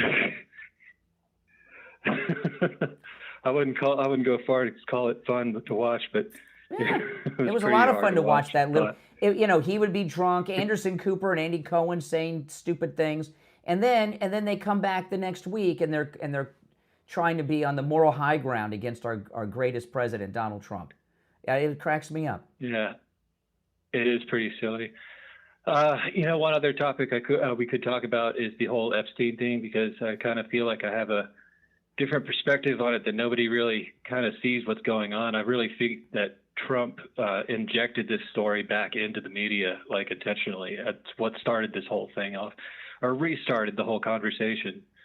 Because back in May, that Wall Street Journal reporter asked him at the press conference if Bondi had told him that his name appeared in the Epstein files. Mm-hmm. And his response was kind of weird. He said no, for like, why are we talking about this? Epstein's dead. And which kind of like, I kind of like felt like the same way. Like I didn't really expect anything to come out of the whole investigation, and I'm just glad he was dead. But the whole thing was just kind of weird because immediately after that reporter asked him, the lead prosecutor, James Comey's daughter, what's her, Maureen? Mm-hmm. She was immediately fired after the reporter asked him that question. Mm-hmm. And it seemed an awful lot like that was like a piece of disinformation that was leaked out by her, and they knew exactly who the rat was immediately because... Oh, you mean the smoke out they were trying to smoke out leakers? Yeah, that's possible. That's kind of what I felt about the whole thing. It seems like really, because I mean, if you look at what was leaked to begin with, assuming it was a leak, it was possibly like one of the most banal and redundant pieces of information as far as reporting news is concerned. Mm-hmm. Yeah, is like because I mean, as Trump already knew his name appeared in the files. Mm-hmm. I mean, he was there was that FBI investigator that went on TV.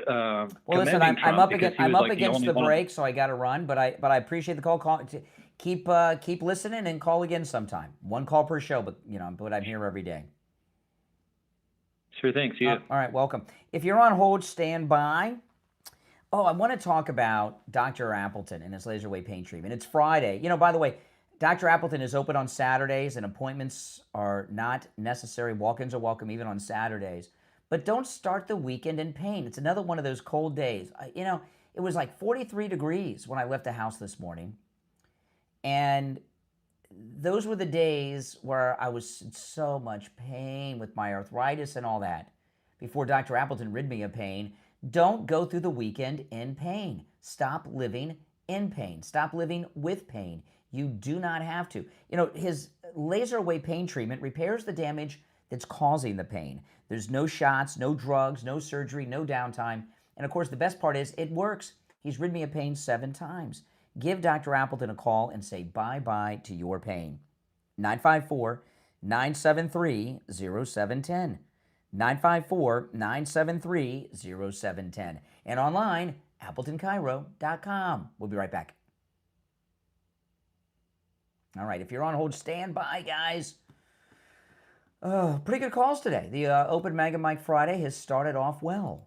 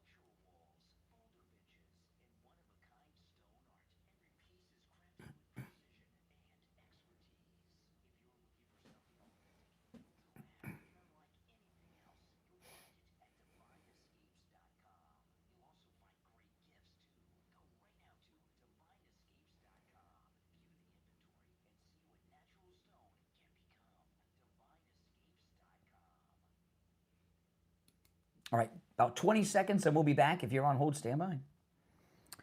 All right. 15 seconds. Pretty good calls today, I must say. We've started off pretty well.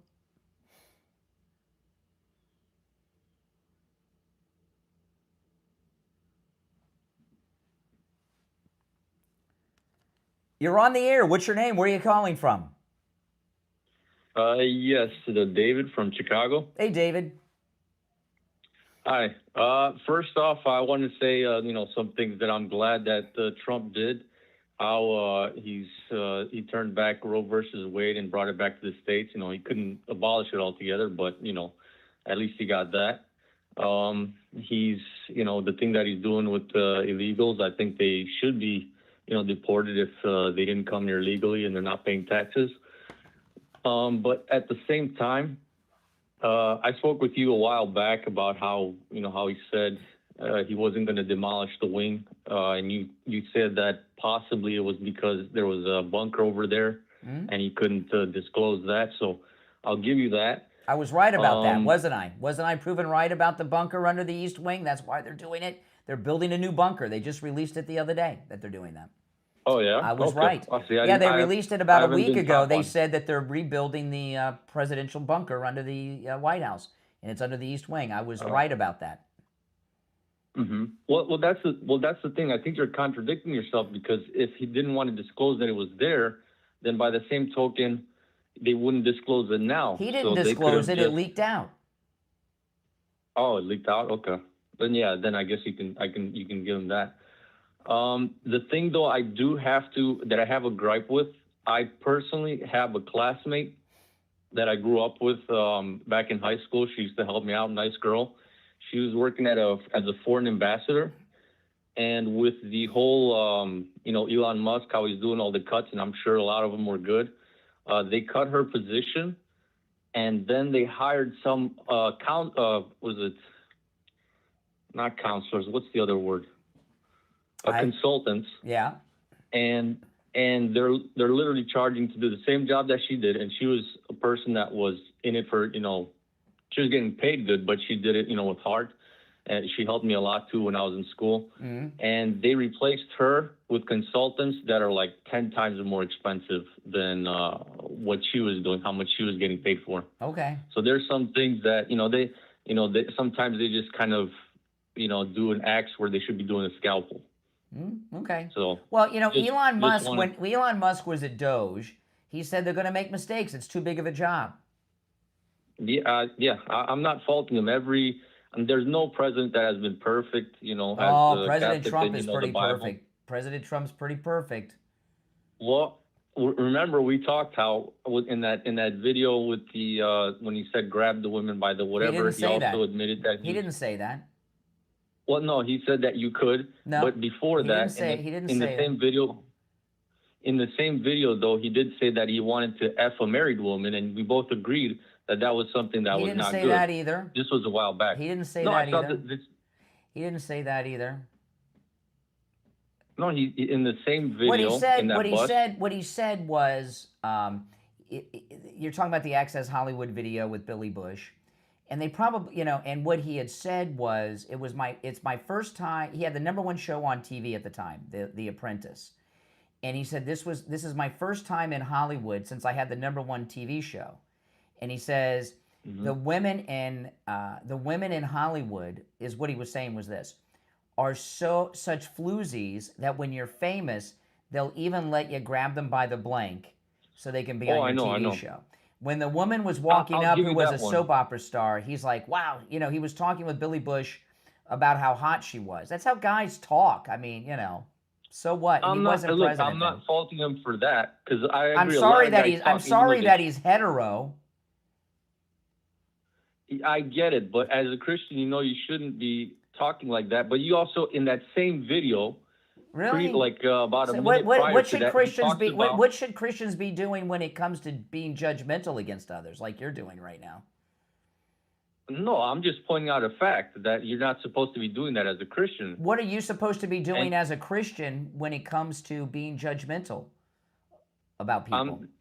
that doesn't mean you can't point out stuff that you're not supposed to be doing. I'm not judging him because I think a lot of people do that. You know, I'm not have you saying ever that been he's an around? exception Have you to ever it. been around TV or movie actors or actresses?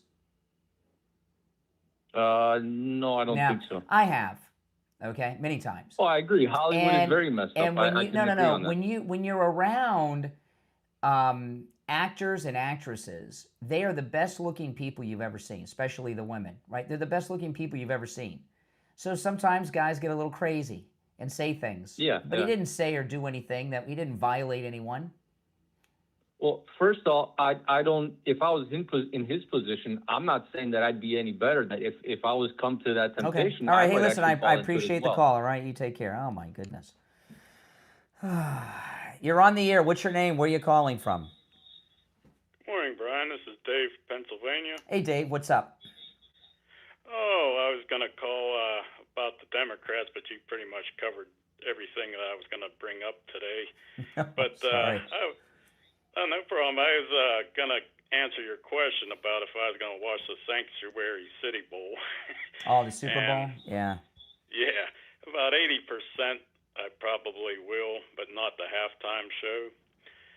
Because, number one, I haven't watched a halftime show in a while because I'm not into that kind of music. I don't know who these people are. I used to like it when The Who, Tom Petty, Rolling Stones. Oh my! When they, I cannot stand Tom Petty.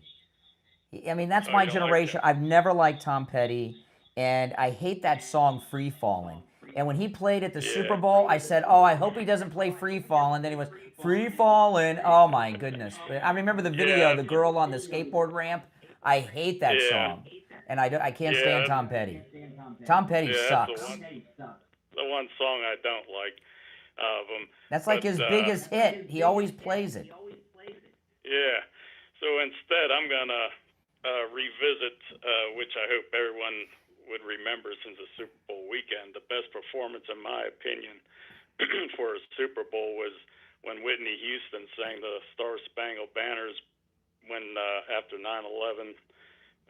That was amazing. I still get chills and goosebumps after that performance. That was. You know, I used to like. You got to turn the volume down on whatever you're listening to me on, because I'm echoing in the background. Can you turn the volume down? Oh, I don't have a TV on. You have something on, because I can hear myself in the background. All right, I got to let you run. You know, I lost all interest in Whitney Houston when she was married to Bobby Brown. Do any of you remember when Bobby Brown got arrested here in Broward County? And he was married to Whitney Houston, and she would hang out in front of the jail all the time talking to the press. And that's when she made that comment, crack is whack. That was in Broward County. And I think it might have been in front of the stockade on Hammondville Road. It might have been in front of there. It's been a long time. And when I saw what Whitney Houston was really like when she was here in Broward with her husband, Bobby Brown at the time, I lost all interest in Whitney Houston. I mean, she was really, I'm sorry she's gone, but remember she said crack is whack? That was right here in Broward County, yeah. You're on the air. What's your name? Where are you calling from? Fuck you. All right, there you go. First one of the day, Mike. There you go. If you're on hold, stand by as we wait for the delay to re-engage. I wonder which one of the previous callers that was, that it didn't go quite their way. Oh, man. If you're on hold, hang in there. The open phone, Open Mega Mike Friday so far has gone pretty well. We're more than halfway through the program. The number's toll-free, 888-465-2631. And that gives me an opportunity to talk about coastal weight loss secret. Oh, man. You know, I hear from so many listeners that have lost weight, a lot of weight, thanks to coastal weight loss secret. It's amazing that not only does it work, that you don't have to take any shots, you don't have to take any pills, you don't have to starve yourself and go hungry all the time. You can eat real food, and you don't have to do any exercising either, because that's what I did. And I've kept the weight off all this time. I have not gained back a single ounce. It's really amazing. And you know, the thing about losing weight, what I've learned about losing weight is a couple things. One, well, I look better. I like how I look, but I feel better. and I have more energy. I'm not as tired as I used to be because, well, I'm not carrying around so much weight. Call Coastal Weight Loss Secret and set up your no-charge consultation. You know, you can lose weight with Coastal Weight Loss Secret no matter where you are located in the world. They can help you, okay? If you're here in South Florida, you're more than welcome to go into the office and meet with Dr. Zuckerman in person like I did. Dr. Zuckerman is awesome. He's great. But if you're not in town, you can do everything over the phone or through Zoom, okay? 561-247-6300. 561-247-6300. That's 561-247-6300. And online, coastalweightlossSecret.com. All right? Okay, we'll take another call or two before the break. You're on the air. What's your name? Where are you calling from? Hi, my name's Todd from Lantana. How you doing? All right. Lantana. Is that what you said? Lantana. Wayne-Tana. Where's Wayne-Tana? Lantana. Oh, Lantana. I know where Lantana yeah. is. I thought you said Wayne-Tanta. Okay, Lantana. I know where Lantana is. Yeah, of course. What's on your mind, Lantana? I want to talk about Roger Goodell and this halftime choice he made. Yeah. It just seems like, you know, why would he? I watch football to get away from politics. Yes. And he's making this political. And if you don't think that he's not a left winger by now, he needs to go more neutral with his pick the next time. Well, you know what it really is. He's abusing the fans. You're right. He's a liberal jerk who in his private life just must be a freak show. I mean, the things he's doing, you know, the NFL has weathered some storms, right? With the take a knee and all that stuff. And his assumption is that football fans are so addicted to football that they can abuse them and insult them as much as they want, and the fans will stick with the teams. And it's really sad. It's really sad. I know. Yeah. I'd like to see. I'm not gonna watch. So I'm gonna do something else. I usually watch the Super Bowl every year, but let me ask you this though. But let me ask you this as an example. You know, everyone's making a big deal about Bad Bunny. I don't care about the halftime shows. You know what I really don't care about are the Super Bowl commercials. You know, and I will be live on Monday. You will not hear me talk about the Super Bowl commercials. Okay, I hate that. I hate when people do that. But you know, before Roger Goodell was the commissioner, remember when they had Michael Jackson singing in the halftime? Remember that? No. This was a long time ago. This was a long time ago. This was in the 90s. Michael Jackson, who everybody had all these allegations against him with children, sang at the Super Bowl surrounded by little kids. And I'm thinking, are you kidding? You know? And for perspective, I've always been a great fan of Joe Namath, right? I've always wanted to meet Joe Namath. He lives here in South Florida forever, and I've never had the chance to meet Joe Namath. But when you think about Joe, do you know about Joe Namath? You old enough to know Joe Namath? Oh, yeah, I'm 60. Okay, you're 60. You're older than me. So when you think about Joe Namath and football, what do you think about? I think about him standing on the sidelines with that furry mink coat, a mink coat. Jacket. So that's what I yeah, remember. exactly, with mink coats and stuff on. So that may not sound like a big deal, but that was Joe Namath's a little bit before my time, guys. But I know the great Joe Namath, and that was probably kind of, I would imagine that was pretty controversial at the time, and it was the equivalent of being a cross-dresser probably at the time. You know, him wearing the mink coat on the sidelines in the winter. You understand what I mean? The beginning of wokeness. Yeah. So exactly. I'm not saying Joe Namath is woke. I mean, I everybody loves Joe Namath, right?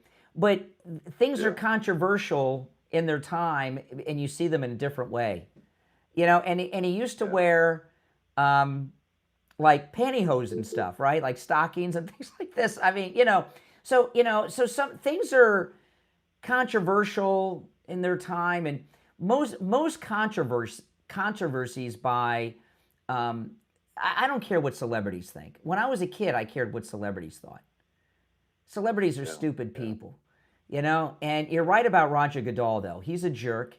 He's a liberal monster. He's got to be a complete psychopath in his personal life. And I've never seen someone run an organization and tell their consumer to kiss off as much as Roger Goodell does. It's insane. He looked a little worried. He looked a little worried when he was talking. I saw an article on YouTube where he was talking, and he kind of looked like I think he made a bad choice. That's what appeared to me. But like I said, I just want to see what the final numbers of a lot of people probably. It's all publicity, just tune him out, you know, like that time. We all love what Trump's doing, and you know, we're just. I wish somebody would get behind him once in a while. You know, like when Janet Jackson flashed her boob. That wasn't an accident, you know, with Justin Timberlake. That's the one I remember that the most. She did well. Yeah, that was. There's no way that wasn't planned. And I remember all these people were so upset by it. But come on, God, you wouldn't want to see her boobs now. But back then, you know, she was. You know, it was a different age. People were interested. So it wasn't. You know what I mean. Who cares who the halftime acts are? I mean, most people during the halftime. You go pee. Do you really even watch it? Well, do you really care? Yeah. That's the bathroom break. I think Roger's taking a big. He might be making a big mistake if he Bad Bunny says something. That's what I'm sure they got. I'm sure they have like you have like that 5-second where to cut them off at. Ours is longer than 5 seconds. Yeah. It's got to be. Yeah. It's really I just don't care. You know, I can't think of a halftime act that I've cared for. You know, like there's this thing they're having Green Day, right? And Green Day apparently they've taken they got this anti-MAGA song. They've taken one of their songs. You know, Green Day. I remember when Green Day was new. You know, and they're a little bit older than me, but you know, Green Day was a great back in that grunge era. Green Day was one of the best. And what Green Day is doing by coming out anti-Trump, you know, they're playing at the Super Bowl. They haven't aged with their audience. Bad Bunny's audience is different than Green Day. Green Day is doing something self-destructive because most people that are Green Day fans are like me. You know, I Green Day when they came out, they like, whoa, Green Day. Where did this sound come from? They were awesome, and now most of Green Day's fans are, you know, Gen X like I am, and they're like, what are you doing, Green Day? You know, what are you doing? Yeah. You know, Bad Bunny is virtue signaling to his audience, which is our Spanish speakers, and that's what Spanish speakers want to hear. I can't get all worked up about it. Roger Goodell, but then again, you know, I'm not a big football fanatic, so maybe that has something to do with it. All right. Nice talking to you, man. All right. Take care. I'm so late for the break. I lost track of time. We'll be right back.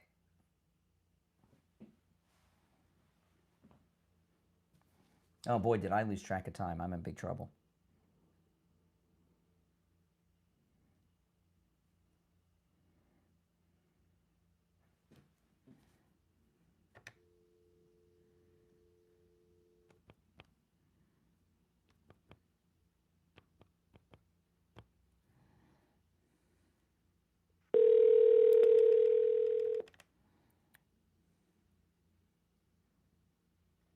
Hey, man. Hey, how's it going? Good. How are you? Okay, we got about, hold on, let me see. 2 minutes. 2 minutes and we'll be back. Okay. We got to be quick because I lost track of time. I went late on the break, so I'm really short. I saw. Yeah, you're probably. Are you watching the Super Bowl? I'm not. No. I might see the beginning of it if it's on TV, but I could care less. I couldn't care less. I'll watch the TP USA halftime show, and that's about it. Yeah. I don't know. I'm not I'm not a big Kid Rock. I don't know any Kid Rock songs. Same. You know, I'm not into Kid Rock. All right, hold on. Just over a minute. Okay.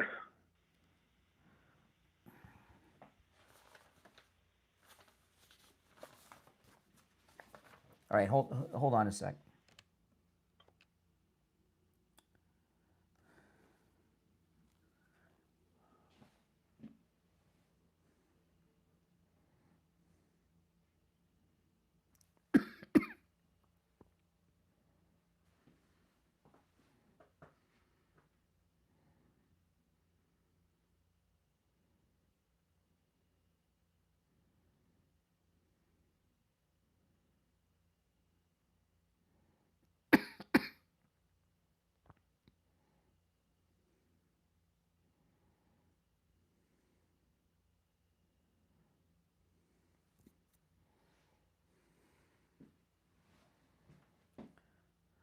All right, you there, Ian?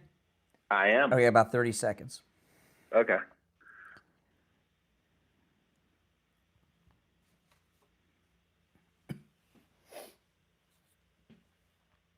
I want to talk about that thing we brought up yesterday, and then there's two things I'm going to ask you about. Okay. I'll let you know on the show. All right, 10 seconds. Mm-hmm.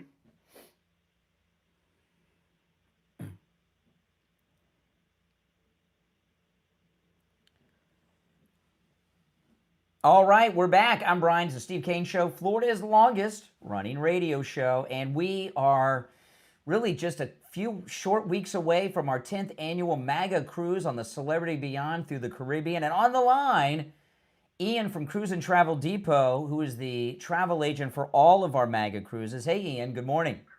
Hey, good morning. You know, there's a few things here. The reason we got you on today is yesterday, for those of you that have already made reservations, you can, what's the terminology that you use? I forgot the terminology. You can check in online and select your boarding time. Okay, this is very important because in the old days, when you would take a cruise, everybody for the ship would show up whenever they wanted to show up, which was usually at the same time. And now you actually get to pick a boarding time, and it's super awesome because it's not busy and it's not crowded, and you show up at the port and you walk right in and you walk right on the ship. And I've timed it, Ian, when my foot hits the curb till I have my first drink in my hand. I don't know, 12 minutes is about is about what it takes. Yeah, it's pretty efficient. Yes, Depends on how much luggage you have, but it's pretty efficient. I yeah. carry all my luggage on board. I don't check any luggage. I carry my luggage on board. And same here. Yeah, and 12 minutes is about the average of when I have my first drink. So how do people that are already have booked on the cruise, how do they check in? Well, there's two ways to do it. You can log in to celebritycruises.com into your account, not my account, with a computer, which is my preferred method. The app is also pretty efficient. It allows you to scan your passport, and it'll auto-populate those fields. And then you select your boarding time, but you can actually select your boarding time before you put in your particulars, just to make sure that you get the party started early. Yeah, and I picked my boarding time yesterday, but since it's my group with Steve and Ian here, I can get on board anytime. But I picked a time, and there's times throughout the day, and what happens is because they want it to go orderly, times will fill up. So you want to go there right now, guys. I did it on the Celebrity Cruise Line app. You want to pick it now, so your chosen time does not fill up. And I like to get on board as early as possible because that's when the party begins. That's when it begins. We have our beginning drink that we have every year, and then we go and make sure that all of our awesome activities are going to proceed nicely. Yeah, and there's two other things I wanted to mention, Ian. On our first night, we have a get-together with everybody in our group, and we go over, we all get to meet, it's after dinner, and we go over the week activities. And can you tell people where we're going to be? So if you already have a reservation, you'll know where to go. You don't want to miss our first night get together. Where are we going to be? Well, I'm going to send out a schedule of events just to our group members to make sure we don't get any stowaways or anything like that. Yeah, oh, yes. Don't forget. Oh, yes. And Our sail away party location, you got to show up with a drink in your hand. It's customary. Yeah. And okay, so if you get an email, keep an eye on your email, guys, from Ian. I forgot. We don't announce where that is on the radio because some liberal stowaways have tried to bust into it on pretty much every cruise. Every cruise, but this year it's a privatized venue. It's only our people, bouncers at the door. No, just kidding. Yeah. It's going to be great, though. Well, there's been times when security has had to be called and people have been told they'll be sent to the brig. There's a brig on these cruise ships, by the way, guys, just to let you know. It is out there. Okay, yeah, so I forgot. We don't want it. It's a secret location, but it'll be coming in the email. The other thing, though, that I want to talk about is, while cabins are I don't know, I don't know what's left available, but if you've not made a reservation, call Ian today and see what is left on the ship. You're going to have a great time. This is our 10th cruise. This is our largest group yet, and we always have a great time, and we spend the whole cruise together if you choose to. We have a lot of onboard activities this year in a way we've never done before. We have dinner together every night. Our shore excursions are all privatized for our group only. Call Ian at Cruise and Travel Depot. And if you've not already booked on the shore excursions, do that. Ian can help you with that as well. 561-244-5779. 561-244-5779. All right, Ian, we'll talk soon. Have a great weekend. All right. Now, guys, I want to apologize. I took that last break very late. So I'm backed up on breaks. It's going to be a very short segment. It's my fault. I got a clock right in front of my eyes, and I just stopped looking at it, and I went late. So, but I'll take some calls here before we go. You're on to the top. You're on the air. What's your name? Where are you calling from? Good morning, sir. How you doing, young man? I'm well. What's your name? Where are you calling from? Marty from Fort Lauderdale. Well, born and raised in Fort Lauderdale. Currently calling from the mountains of Western North Carolina. All right. What's on your mind, Marty? I got 3 points about one topic that Trump really never fulfilled for us. Well, he said that every service member was going to get 1776, and I ran it through AI, and only a certain officer class and above got it. He also made a promise that every man, woman, and child was going to get $2,000, and that never happened. Mm-hmm. And then the Doge savings was supposed to be 20% back to the people, and none of that's ever happened. Yeah.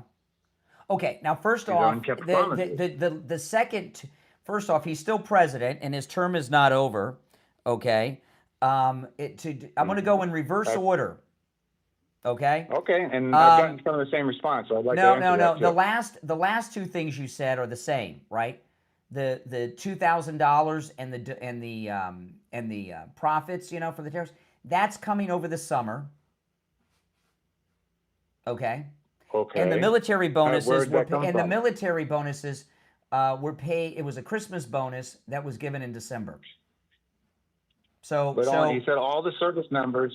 He said all the service members and only a certain officer class. That's and above not true. got it. That's not true. Whatever AI you're using is liberal. It went to one. It went to one point. It went to over. It went to about 1.5 million service members got that bonus in December. It was kind of like a Christmas bonus of $1,776, and that is going to become an annual thing, I promise you. But the bonuses that you're talking about, President Trump never promised a Doge bonus. That was something that started online that Elon commented on. President Trump never talked about a Doge bonus. I remember Trump on TV saying, "What are we going to do? Give 20% back to the people?" No, he never talked about a Doge bonus. He talked about getting all Americans getting a share of the profits from the tariffs, which we're going to get sometime over the summer, and it's going to be $2,000 a person, and rich people don't get it.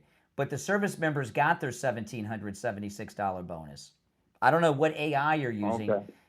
Don't. I mean, just so you know, I agree. It very possibly could be. I try to use Duck AI because it's supposed to be more like anonymous in that aspect. I've never heard of that. Yeah, but you heard of DuckDuckGo? DuckDuckGo is liberal. DuckDuckGo is liberal. I know people think that DuckDuckGo is conservative. No, it is Duck. That's with a D. DuckDuckGo is very left wing. All right, listen, I got to run for the top of the hour break. Take care. I'm glad he called because we got that out of the way. We'll be right back. It's 8 o'clock. I love, it's such a funny thing. What is it? Oh, this is my daughter's cat. Let's see. Let me see what he wants. What do you want, Haku? What's up, man? Oh, okay.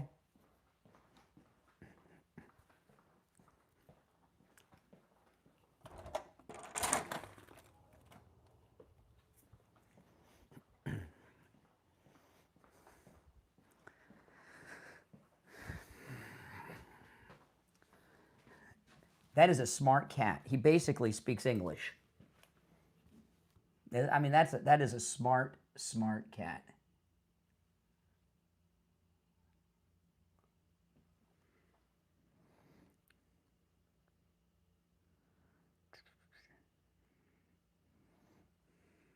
Stand by, guys.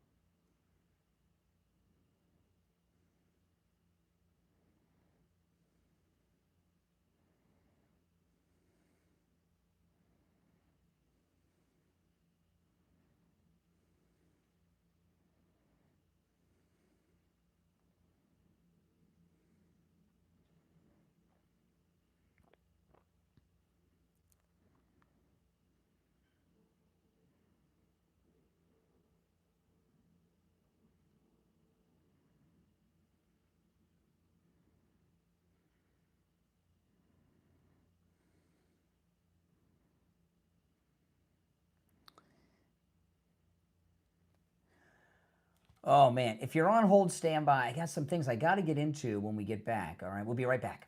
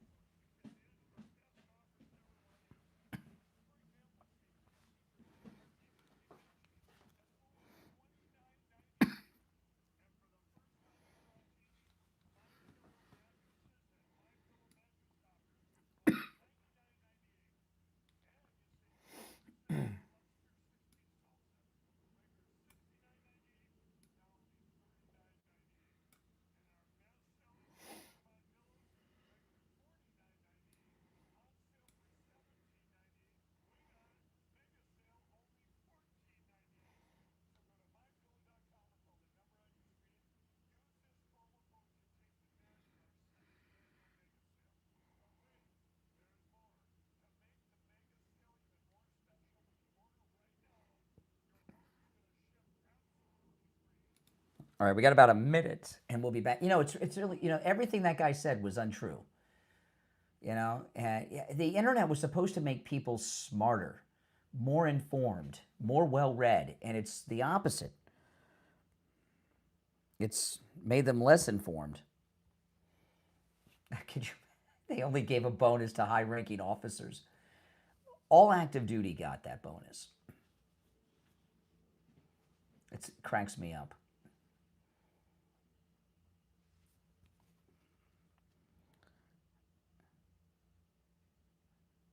All right. We got about, what time are we coming back? Hold on, about 30 seconds. Less than 30 seconds, we'll be back.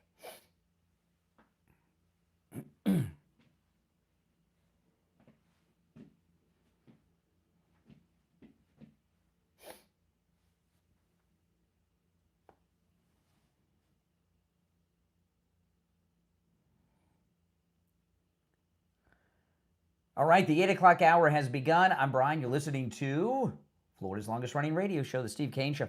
That last caller, everything he said was not true. And, when the internet came out, we thought everyone was going to be so much smarter, so well informed. And what the internet has done is made people less informed. And a lot dumber. I mean, it really has. I'm not calling that guy dumb, but people aren't, but there are more dumb people out there than there used to be. People just aren't well read or well informed. All active duty military personnel got that bonus. I mean, my goodness, and he's going to AI asking questions.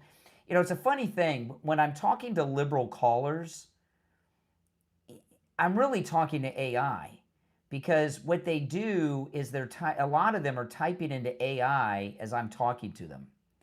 It's fun. It's really kind of funny, you know. And I don't know why AI is so liberal, but all the AIs are. I never heard of the one that he had used, but that's just the way it is. Now today is Friday, Open Phones, Open MAGA Mike Friday, and so far so good, with a couple of exceptions. We've had pretty good calls on Open MAGA Mike Friday. You're welcome to call in about any and everything on your mind. The show prep is up to you and the listening audience. Our number is toll free, 888-465-2631, 888-465-2631. I wanted to play this poll from CNN. This is a great poll. This is CNN yesterday. Listen.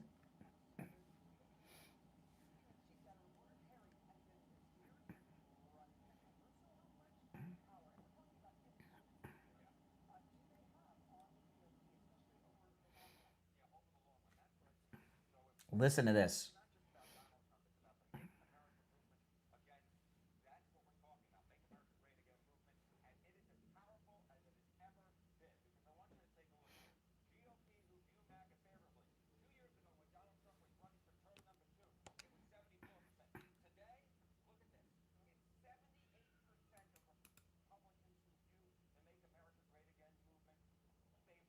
Okay, so this is part one. This is great. Here we are in the midterm election season. The approval rating of President Trump and the Make America Great Again movement among Republicans is up 4 points from 2 years ago. It's 78%. How do we not win the midterms with that?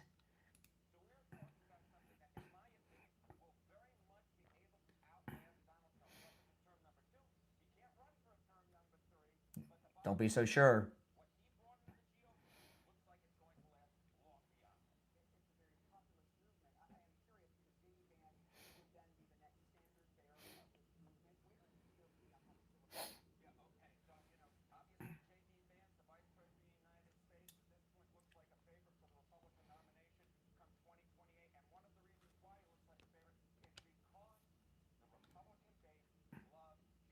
Listen to this.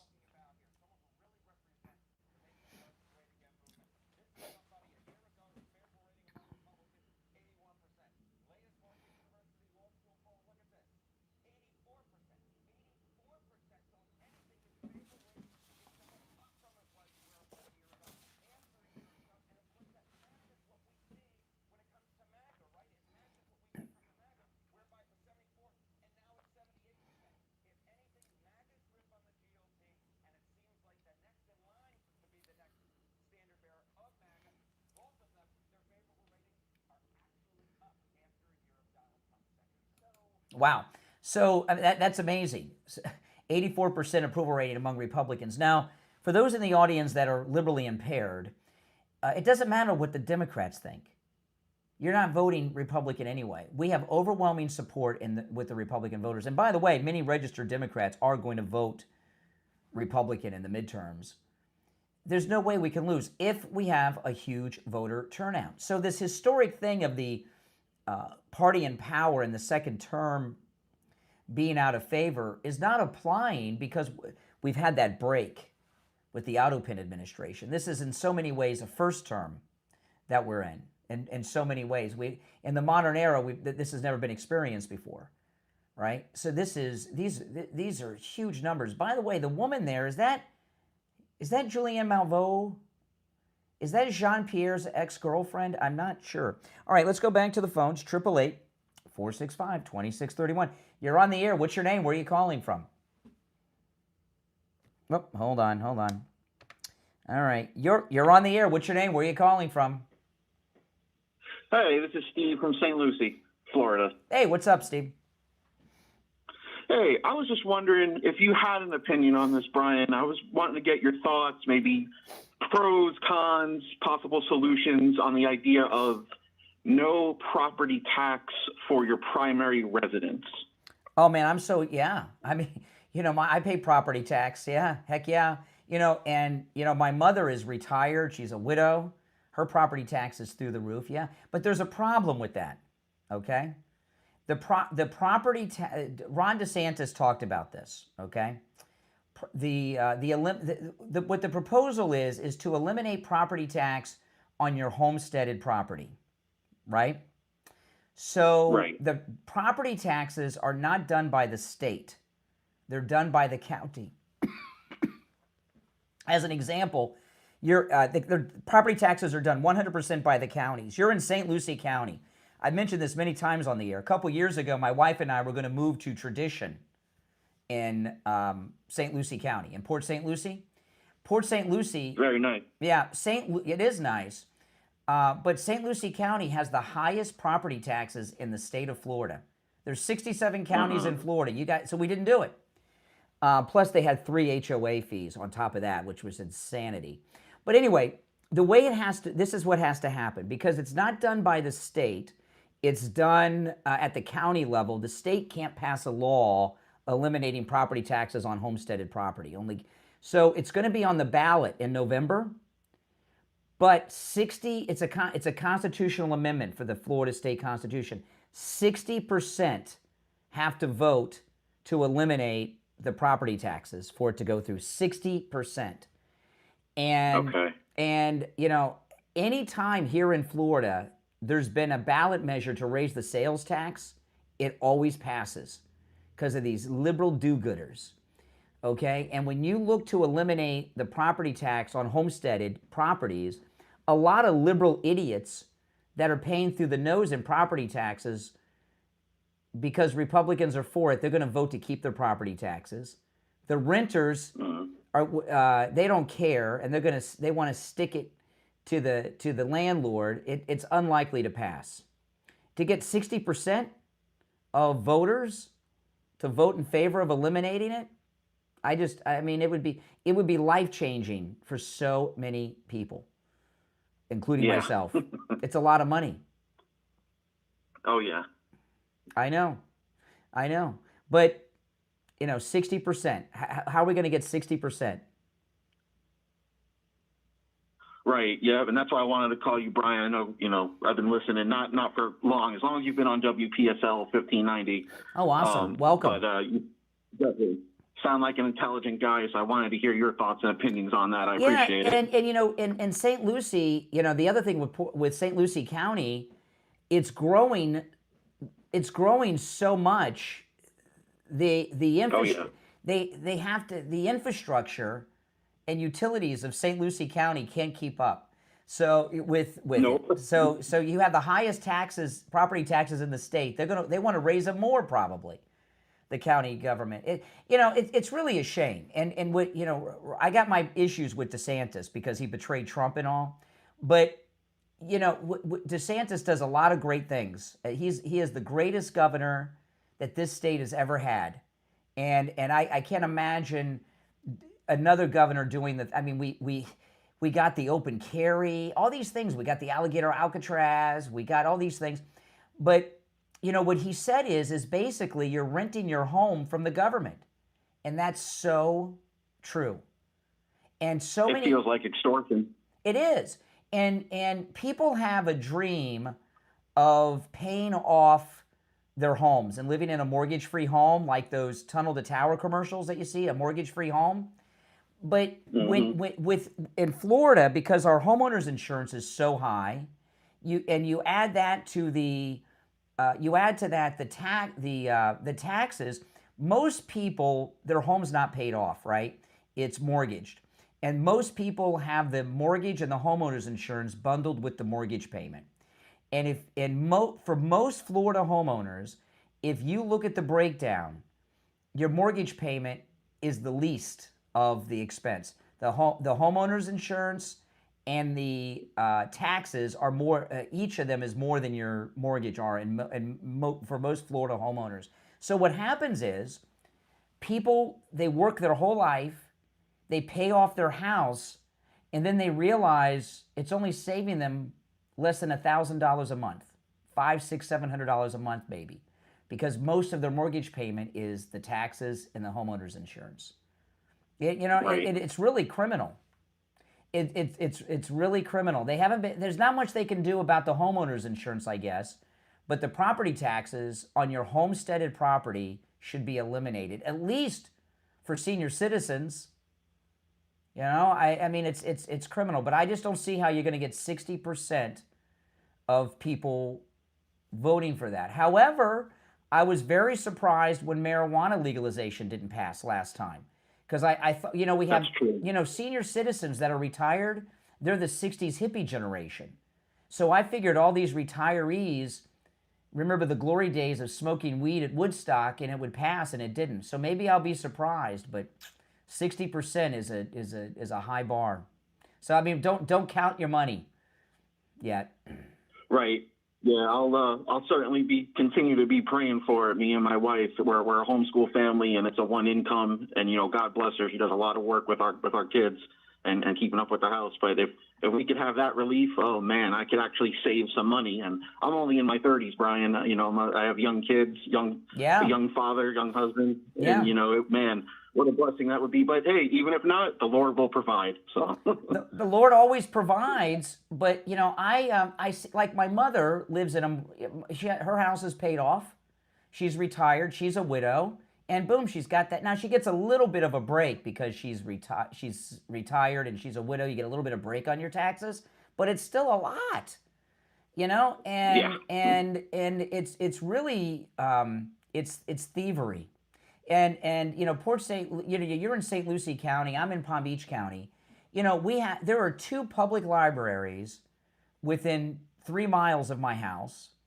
We have at least 5 dog parks in my neighborhood that the county has. I mean, what the heck? What do we need all these dog parks for? And who's going to the public library other than homeless people anymore? You know, the government has plenty of money. Plenty. All right, appreciate the call. Thank you. All right, take care. Yeah, welcome to all of you that are new listening to the program in Indian River and St. Lucie County and Martin County. Welcome to the program. Make sure you tell everybody on whatever station you're listening to in those markets about the program and our radio stations. I'd appreciate it. All right, if you're on hold, stand by. We'll take a quick break and be back. Yeah, I mean, I can't get the guy's hopes up about the property tax. Believe me, when DeSantis explained what's got to happen, it was like the wind was taken out of my sails, because I was pretty excited about the property tax elimination too, until I found out the truth of what's got to happen.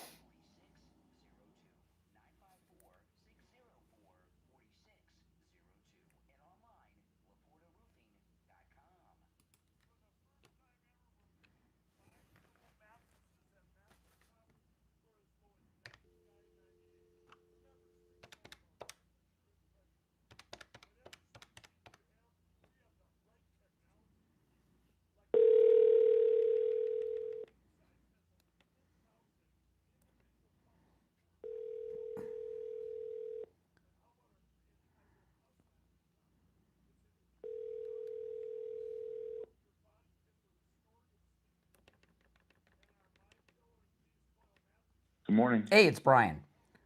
Hey, Brian. Hey there, we have just over a minute. I'm going to put you on hold. I'll be right back with you. Hold on.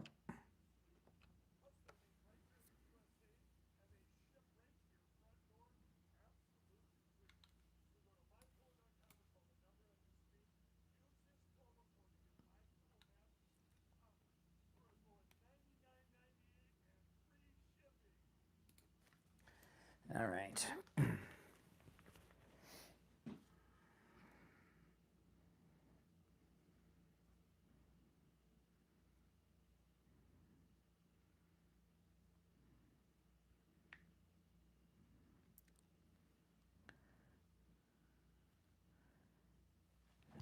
Right, 20 seconds, Woodbay. If you're on hold, hang in there. Show has flown by. It really has.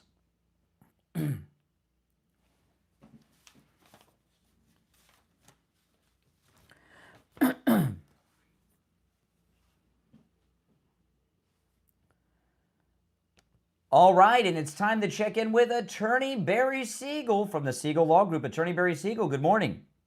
Good morning, Brian. How are you this morning? I'm doing all right. You know, I was watching this Samantha Guthrie mother kidnapping story, and I was watching some of the analysis from an FBI profiler yesterday on Fox, and they were talking to them about, well, who do you look for in this?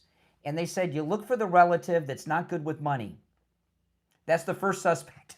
And, you know, you were talking yesterday about probate or not having your affairs in order, and then a judge decides.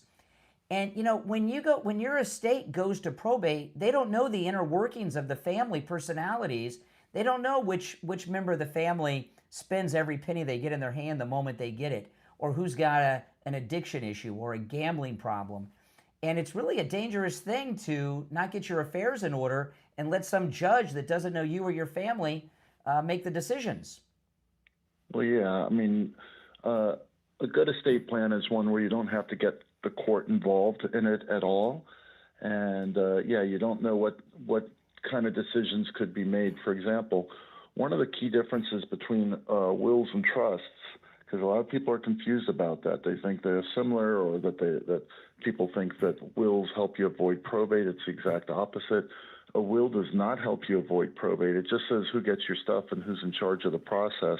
But it's still going to go through the probate process, meaning you're going to spend a lot of money. A lot of that money that would have gone to your loved ones now goes to the lawyers and the courts and other places that it needs to go through in the process. So it's very expensive. It could take them a long time, generally anywhere from 9 months on the low end to maybe a couple of years. So now your family is waiting to receive all the assets. It's a public process, so any dirty laundry, anything going on, can be seen by anybody who just pulls the file from the court. Yeah. And again, you know, a stranger, a judge is ruling on different issues. So that's the nightmare of probate. Whereas with the trust, we can avoid that completely by having a trust and having your assets titled in the trust. You still keep full control over the assets. You know, so nobody's telling you what you can and cannot do. You could spend it, invest it, whatever you were already doing when it was in your name. But the other thing is the trust is going to help you avoid what's another court process called guardianship. Because if you have the assets in your name and you lose your capacity and you don't have it set up as to who is going to be in charge of handling your assets for you during your incapacity, guess what? There's a court process called guardianship. Now your family's going to have to spend a bunch of money to hire an attorney, deal with the court, have a judge end up making the final decision who is going to be named as your guardian, who's going to be handling your money for you. That may not be who you would have wanted. It might be that relative that you're not very you would not have been very thrilled about because they're not good with money or whatever. Or they have a drug or alcohol problem. Yeah, I mean, hopefully a judge would not choose somebody like that. But how do they know? But the thing is, if you don't have things in place, as you were saying, there's the what's called the rules of intestacy. Those are the default laws under the state of Florida, and it could end up being the exact person that you did not want to, being your beneficiary, being your trustee. You know, for example, if you don't have a spouse or even lineal descendants. I mean, perhaps your lineal descendants, like your child, is not ideal because they're not responsible. They're too young, whatever. But that's who would step in. Or if you didn't have lineal descendants, no children or grandchildren, and maybe you didn't have living parents, then guess what? It would go to your siblings. And right. A lot of people, might be thrilled that it's their sibling. That might be exactly who they would have wanted. But there are a lot of people out there who the last person on earth that they want handling their money for them is their sibling. Yeah. So you got to be careful to make sure that your wishes are delineated the way that you want it. Don't let it be the default, because it may not be what you want. That's right. Well, listen, I'm going to give you Attorney Barry Siegel's number. Give him a call. If you mention you heard Barry on the program, you can take advantage of that no-charge in-office consultation. 855-FLA-3782. 855-FLA-3782. And online, SiegelLawGroup.com. All right, Attorney Barry Siegel, we'll talk next week. All right, Brian. Have a great one. All right, take care. You're on the air. What's your name? Where are you calling from? Brian, good morning. IB, how you doing? All right, IB, what's up? That caller that called in about the Epstein when Trump was talking with Pam Bondi at the table. Yes. Trump deflected. I like what he said about the reporter. That part I didn't get into in detail. But I tell you guys, Trump had his left hand behind his back, the shiny object. You got to remember this. We are at war, and Trump is looking down at a table like when you're at war and you move the pieces around. The strategy. What he did was, and then Elon Musk emphasized the Epstein thing, saying that his name was in the files. Yes, you guys forget three things. Trump is not only the president. He has all the classified details. Trump was hired by the FBI to bust Epstein. Okay, and if those two things don't make you guys realize that you're just not thinking well. But here's the kicker. The kicker is, if Trump was actually doing a bad thing, his name would have to be on the ledger on the Lolita flight. You know, I'm not so. I mean, I'm falling asleep listening to you mention Jeffrey Epstein. But I'll tell you this. I'll tell you what's got me concerned. You know, we're talking about Savannah Guthrie. With this kidnapping, which I've been following, and let's all pray that her mother is returned alive. Savannah, but I heard something yesterday that was really troubling to me. And I don't know if this is troubling to you all in the audience, but I'll ask you, IB, and you guys in the audience. Savannah Guthrie's husband worked for the Clintons, and he's a big-time Democrat political consultant. And then, that figures. She's with NBC News. But then Pam Bondi is like best friends with Savannah Guthrie? Why is Pam Bondi such close friends with a person whose husband worked for the Clintons and is a big Democrat political consultant? I mean, that's to me, that's disturbing. I was not happy to hear that. You know, I mean, you think she could be? You think she could be a double agent, to kind of put it in a simple way? I don't know. I don't know, I know this. I don't have any Democrat friends. But it could have been the timing and the situation and the circle she was in, and and then getting to understand people. Maybe she didn't know the person was a rotten tomato, but at the same time, if she does and still hang out with those kind of people, well, then you have do you think Savannah did Savannah Guthrie and all these people at the Today Show not know what Matt Lauer was up to? I wouldn't be friends with those people. What Matt Lauer was doing at the Today Show all those years was scummy as scummy gets. Pam Bondi knew Matt Lauer and hung with Matt Lauer? No. Savannah Guthrie worked with Matt Lauer at the Today Show. There's no way they didn't know what he was up to. He was. You understand what I mean? So I wouldn't be friends with people like that. That's just not the circles that I roll in. Hey, IB, I appreciate the call. You're on the air. What's your name? Where are you calling from? Ron Lakeworth. Hey, Lakeworth, what's on your mind? Yeah, I just want to give kudos to Barry Siegel. He, when he gives those little tidbits on when you interview him in the morning like you just did, I have a will, the wife and I, for my child. He's our only child. And what I wanted to do to make it easier for him is put all our assets in his name before our time came. The house, the Roth IRA, and property and cash or whatever. And he did a whole segment on not to do that because, God forbid, my son gets sued. That's right. They can go after my wife and myself. That's correct. So he saved me a lot of aggravation. Just people listen to those little tidbits he gives on the radio every morning. He's great. Barry Siegel's tops. He's tops. That's why he's with us. Yeah. Well, I appreciate those kind words. If Barry's not listening, I'll tell him about your call.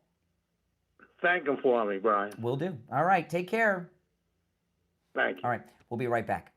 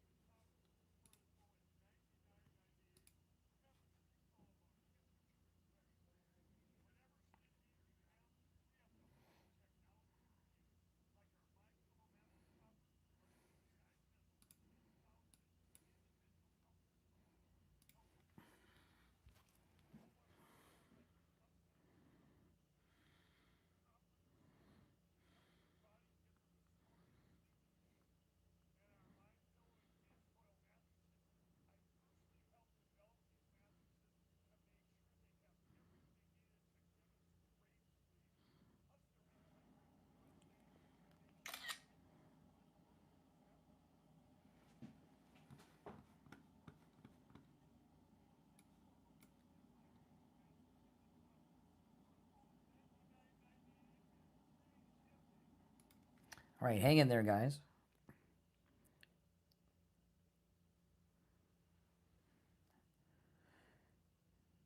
Okay, we'll be back in about 90 seconds. If you're on hold, hang in there.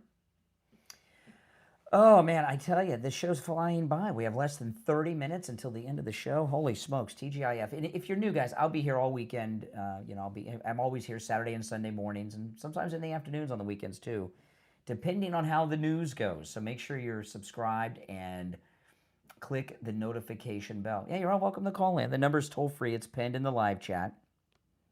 The calls on this open MAGA Mike Friday have been pretty good today for the most part. Wouldn't you guys agree? It's 888-465-2631. Okay, we got about a minute, and we'll be back. Oh yeah, I got a couple things I got to bring up when we get back though. But you're welcome to call in. Oh boy, I know I hated to disappoint that guy about the property taxes in Florida, but believe me, I wish it would go down. When the sales tax is on the ballot and people vote to increase the sales tax, that never ceases to amaze me. The government has more than enough money. Always. They don't need our money. They need our money to steal, to make themselves rich. That's what they tax us for.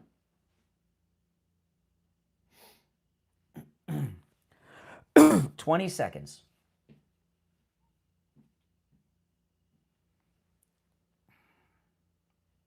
I can't believe how fast the show has gone by today.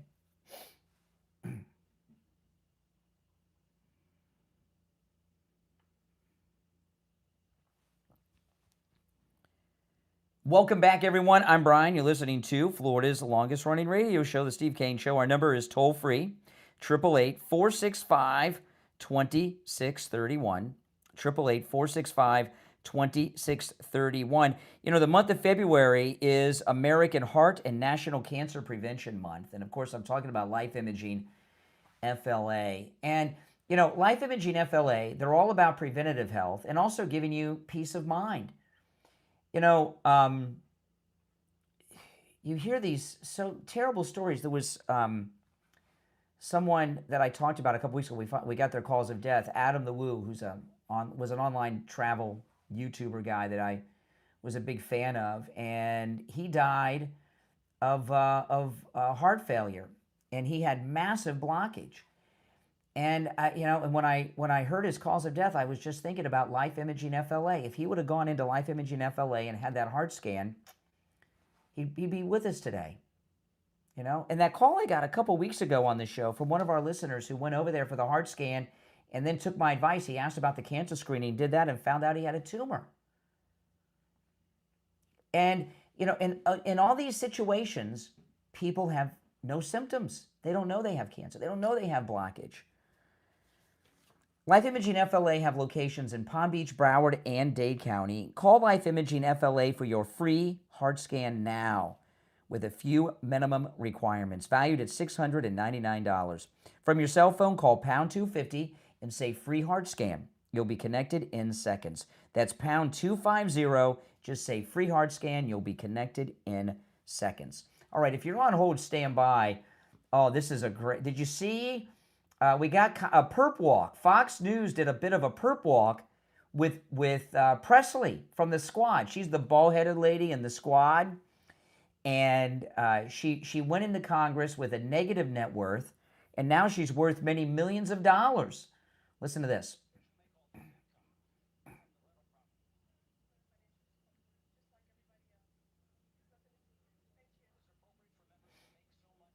You know what I've noticed I haven't seen a perp walk in years. I love it. With a reporter, I love perp walks. The last time I've seen a member of Congress questioned like this by a reporter was when Gary Condit, when his girlfriend that worked for him was found dead. Remember that? And they were following him around, and that was right before 9/11. It's been a long time. But one thing I've noticed about liberals, not just Presley, but liberals that call me, when they're in trouble, all of a sudden they're calling you sir. It's like people call cops sir all the time when they're nervous.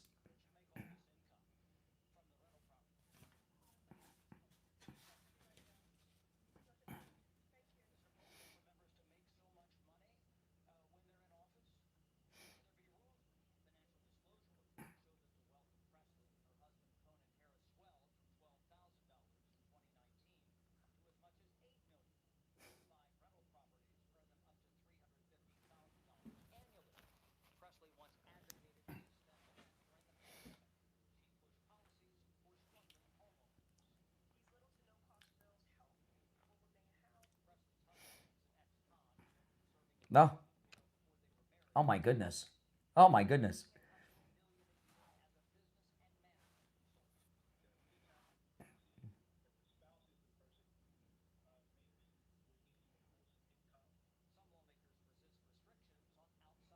I bet they do.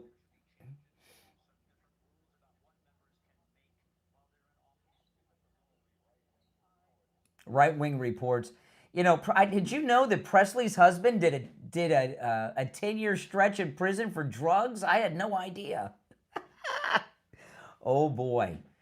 You know, I'm not opposed to anyone making money, but you got to do it legally. How does Presley, with her convict husband, go from $12,000 net worth to being worth $8 million and having multiple rental properties in the Hamptons and in Boston? There's nothing legit with that. And, you know, these Democrats, they're not accustomed to being questioned like this. Not at all. And whoever that reporter is for Fox, that's some great reporting. I hope he sticks to it. That was really good. You're on the air. What's your name? Where are you calling from? Brian, my name's Chris, and I'm from Arkansas. All right, Chris.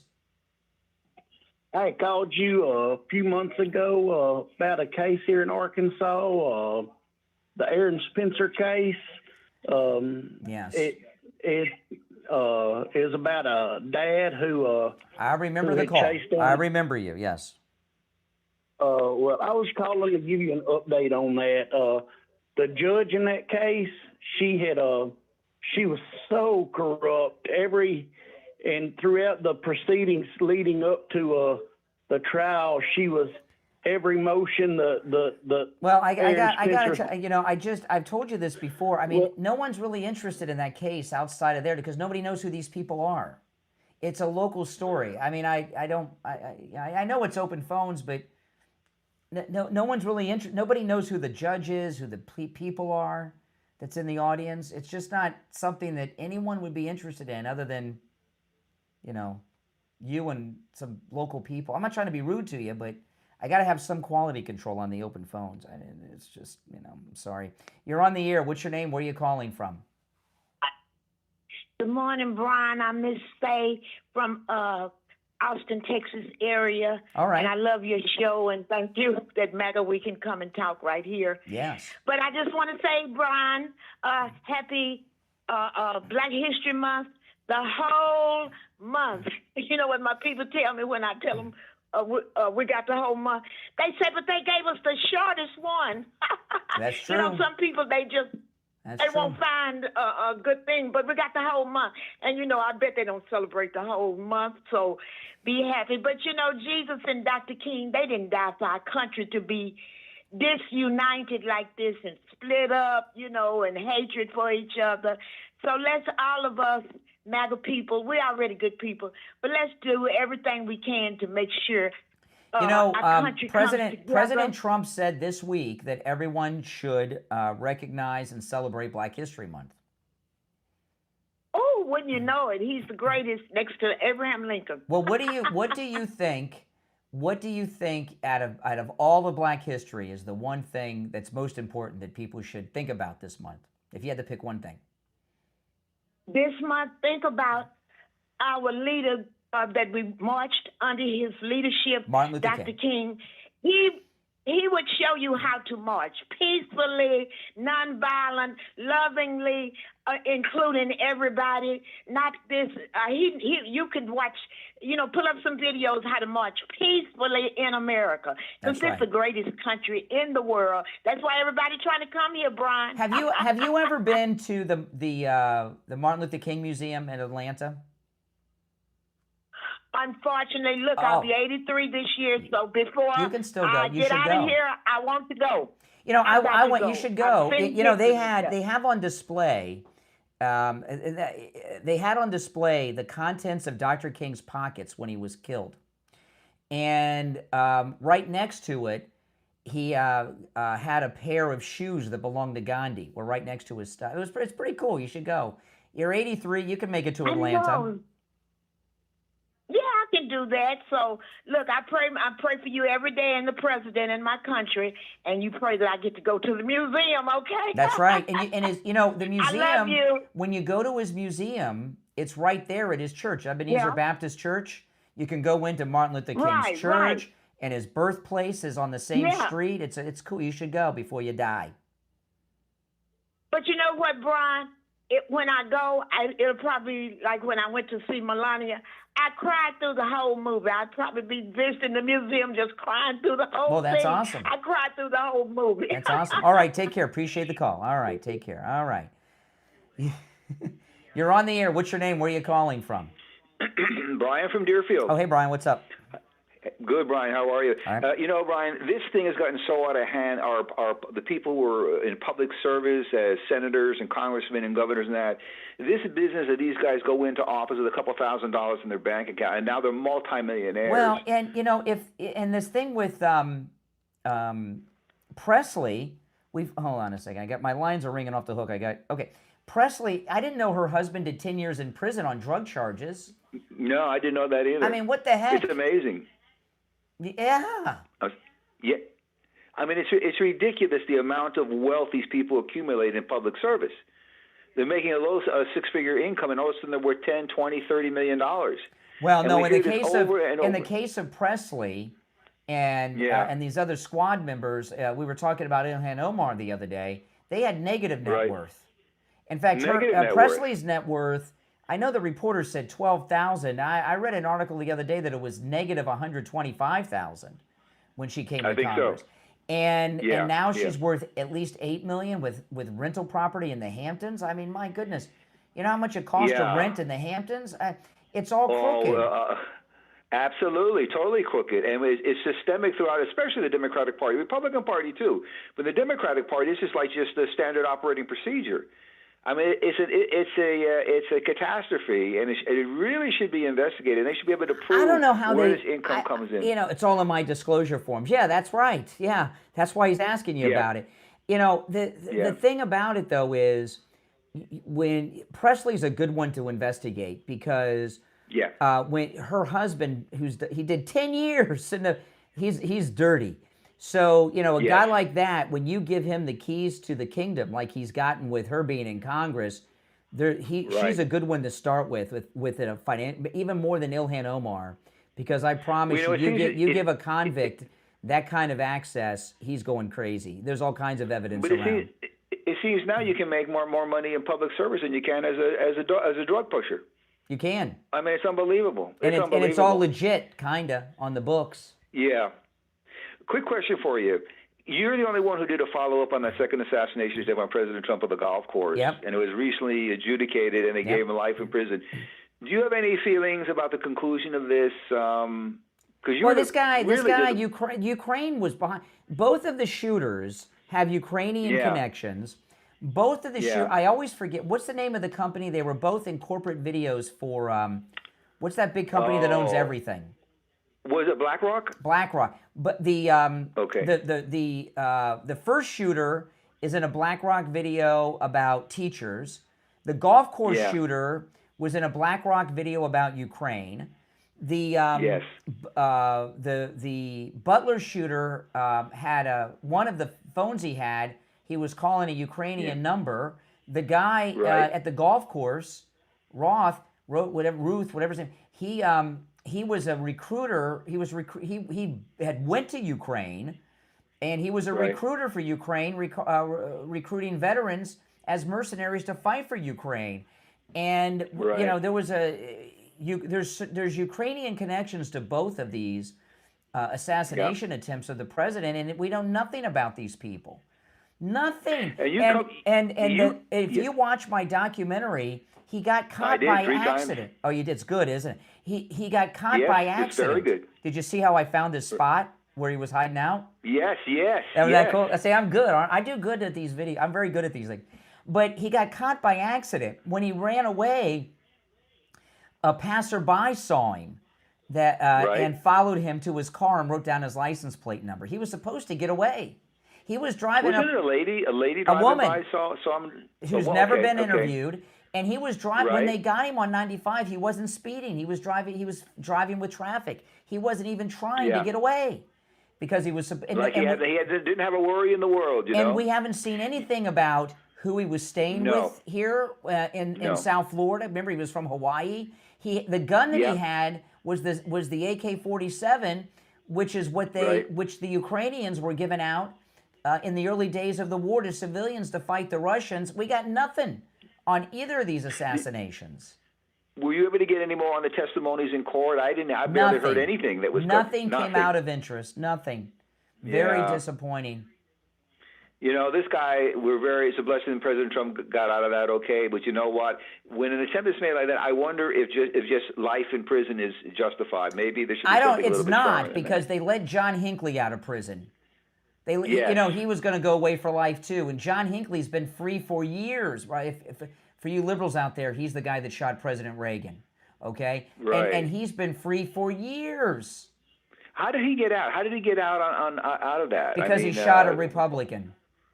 Oh, well, there you go. There you go. Yeah. If it had been a Democratic, forget it. Forget it. Exactly. You know. It was a great documentary you did, and the conclusion, I don't know. Thank you very much. Have a great weekend, Brian. Appreciate it. All right, if you're on hold, stand by. Coastal Weight Loss Secret, have you called him yet? Come on, guys. You don't have to be overweight. You don't have to. You know, this was the first time I was ever on any official diet plan, and I was so nervous, and the word I use a lot with it is it's effortless. With Coastal Weight Loss Secret, there's no surgery, no intense workouts. You don't have to starve yourself. I ate foods I would normally eat, and you're not taking any of those shots, injections, or pills either, and it works. I lost about a pound a day. Isn't that something? That's right. And I lost more than my target weight, no matter how much you want to lose, whether it's 25 pounds or 425 pounds or anywhere in between or even more than that. Call Coastal Weight Loss Secret. Schedule your no-charge consultation. They can help you lose weight no matter where you're located. 561-247-6300. 561-247-6300. And online, coastalweightlossecret.com. We'll be right back.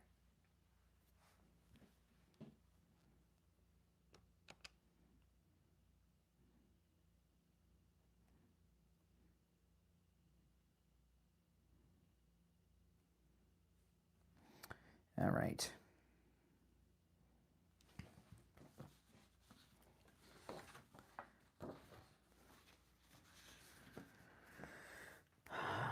If you're on hold, stand by.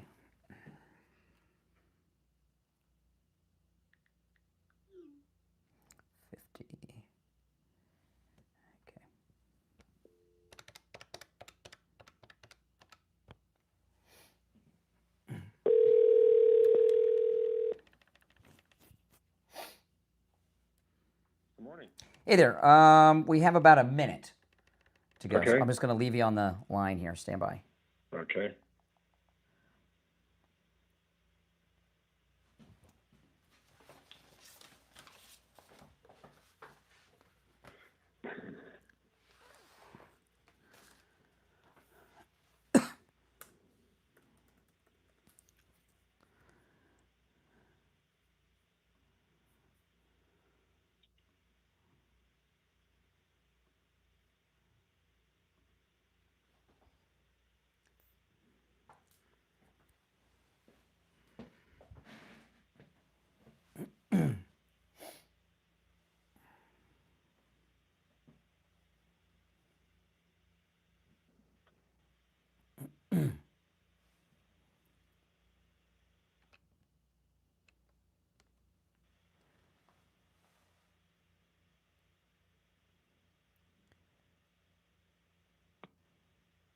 It's time to check in with William Youngerman from the offices of William Youngerman Incorporated in Boca with our final gold and precious metals report of the week. How are the metals ending the week, William?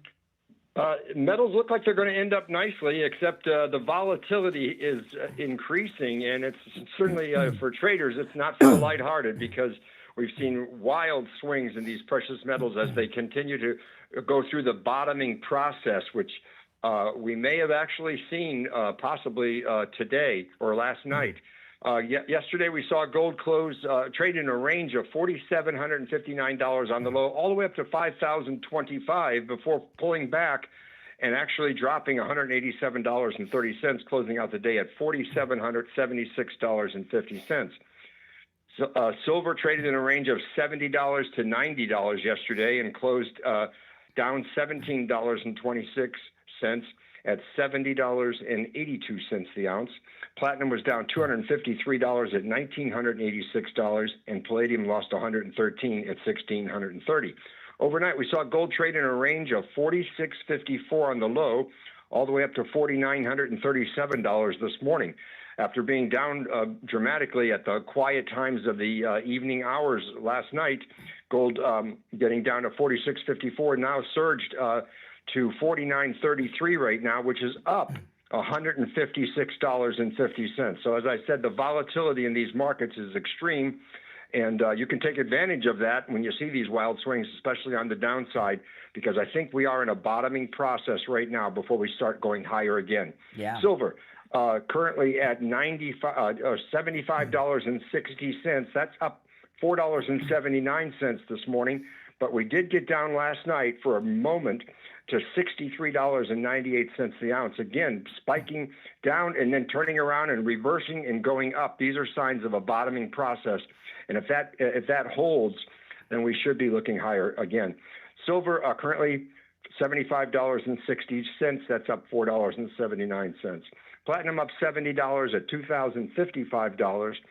And palladium up $45 at $1,675. The dollar is much lower this morning, and that's pretty much where we look like we're going to end up maybe today. We'll see how this market closes this Friday, though. You know, with these dips and ups and downs and valleys, I think regular people that are into the metals, like people that are into it for years, I don't think that really factors in. I don't think that because gold and silver, it's money, you know. And as I was looking, that Bitcoin's been tanking, and I wondered, you know, with these snow storms, when people don't have electricity and they don't have internet, how do they use their Bitcoin?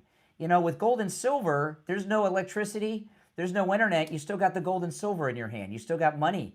And I remember when you were open, when all the power was out after the hurricanes and everything, and that's, to me, that's where it's at. This is just a great time. If you're new to the metals, this is the perfect time to get in. William Youngerman opens up at 10 a.m. Give him a call, toll free, 800-327-5010, 1-800-327-5010, or stop in. His shop in Boca is located on the first floor of the Bank of America building, just east of US 1 Federal Highway on the south side of Palmetto at 150 East Palmetto Park Road. And you can find both his address and phone number on his website, WilliamYoungerman.com. All right, William Youngerman, we'll talk on Monday. Okay, have a great weekend. Thank you. You too. Take care. Take care. All right, if you're on hold, stand by. This has been a pretty good Open MAGA Mike Friday so far. The show has just flown by, I'm here to tell you. And we've had some really good callers. And those of you that are new to the show, welcome. And those of you up in the Treasure Coast stations, welcome to the program. And make sure that you let everybody know about the program and the radio station. Let your friends know. All right, word of mouth advertising, guys. That always works. Okay, let's go. Back to the phones. You're on the air. What's your name? Where are you calling from? Hi there. My name is Isaiah. I'm calling from Illinois. Illinois. You're on the air. What's on your mind, Illinois? So I was just wondering what you think about Well, I voted for Trump big time. Big time supporter. Yes, I know, 3 times. I'm a big time supporter. Yeah, well, I was only able. I'm a bit young. My first time being able to vote was 2024. Okay. Get to the but part. You voted for Trump and you support Trump, but get to the but part about it. Well, it's one of the things that definitely got me to vote for him was immigration, you know. And I just want to know what you think about, not even talking about the specific shootings everyone's going on about. What do you think about the conduct that it seems that they're kind of, you know, because everyone still agrees in the conduct. I think these Antifa, anti-ICE people, their conduct is appalling. Certainly it is. But I'm speaking of some, not all, everybody, like the media is trying to make it seem, but maybe certain of ICE officers. I think the ICE officers of Minneapolis all deserve medals. Oh, I just wanted to know what you thought about that. I'm I not told you, I looking think to critique or- they should be honored by the president with medals on their chest. They're doing great work against anarchists who are in an insurrection against the government. I think the ICE is doing a great job, don't you? I do. I just wanted to know what you thought about the. I think they're about awesome. The situation. I think they're the greatest. They're America's heroes. Listen, I've been talking this with the FBI crime statistics came out earlier this week. Crime in the United States is at a 125-year low. That's since 1900. The murder rate is at its lowest point in 125 years. And the reason the crime rate's so low is because of the great work that ICE is doing, led by Kristi Noem and Tom Homan, deporting all these illegal criminals. It's amazing. I'm proud of ICE. He hung up. He hung up. He didn't have the guts to do the fake MAGA thing. He hung up. I had my hands in my pockets. He was getting ready to do his thing that he voted for Trump, but ICE, ICE gotta go. Liberals have always been calling in pretending to be Republicans. Always. This is not unique to this period of time with President Trump. They used to do this when Bush was, Bush, both Bushes, Clinton, Obama. And the reason, why liberals pretend to be Republicans when they call shows like this? Because they know if they tell you the truth that they're a Democrat, they have no credibility with you and the listening audience. And the only way they can attempt to even have a shred of credibility is to pretend to be us, conservative. And that guy hung up. I had my hands, I'm wearing a hoodie, I had my hands in my pockets while I was talking to him, and it just, he chickened out. I want to talk about the Sloman's Home Security free offer. This is amazing. Sloman's Home Security is offering a free home security system with free professional installation, as well as 24/7 central station monitoring. You get all that for just $24.95 a month for 5 years. Isn't that amazing? Your Sloman's home security system includes a touchscreen keypad, 3 door or window sensors, a motion detector, notifications, and remote keypad access so you can check in no matter where you're located. Give them a call no matter where you are, and this is a great deal. 833-283-5050. 833-283-5050. That's 833-283-5050. I must say, this Open MAGA Mike Friday today, this show has flown by in the blink of an eye. And you out there in the listening audience who have called in today have, you did your duty. You did a great job. The calls today have been spectacular. And we only had to use the dump button once, which may be a record on Open MAGA Mike Friday, just using the dump button one time. Yeah, usually it's 3, 4 or more, but one time. And you guys have brought up a lot of good topics. On this is the day when the show preps up to you guys, and you've brought up a lot of good things, and I do appreciate that. Thanks so much. My name is Brian Craig. This is Florida's longest-running radio show, the Steve Kane Show, on the radio since 1977, celebrating 49 years on the radio. I hope Steve will be back with us on Monday. I talked to Steve yesterday. He's feeling a lot better, but not quite well enough to talk for a prolonged period yet. Have a great weekend, everyone. God bless America. God bless Donald Trump. And because of the last caller, God bless ICE. See you Monday. All right. We are clear. Maybe I'll take a caller. It's the post show now. Let me see here. You're on the air. What's your name? Where are you calling from? Hey, my name's Logan. Calling from all the way over in California. Okay. Really early for me. I just wanted to know, how do you feel about Trump being implicated in the Epstein files thousands of times? What do I implicated? What does implicated mean? Oh, well, being implicated in child rape. No, torture, that's not true. You just murder. made all that up. You just made all that. Cannibalism. You just made that up. How dare you? I really How didn't. dare you? How dare you? Get off my phone and never call me again. I don't mind talking to liberals, but you're not going to lie and slander the President of the United States here. You can disagree with him, and we can have a debate about the issues, but you're not going to make crap up. Thanks for watching, everyone. My name is Brian. This is where MAGA comes to talk. If you're new, make sure you subscribe, all right? I'll see you next time.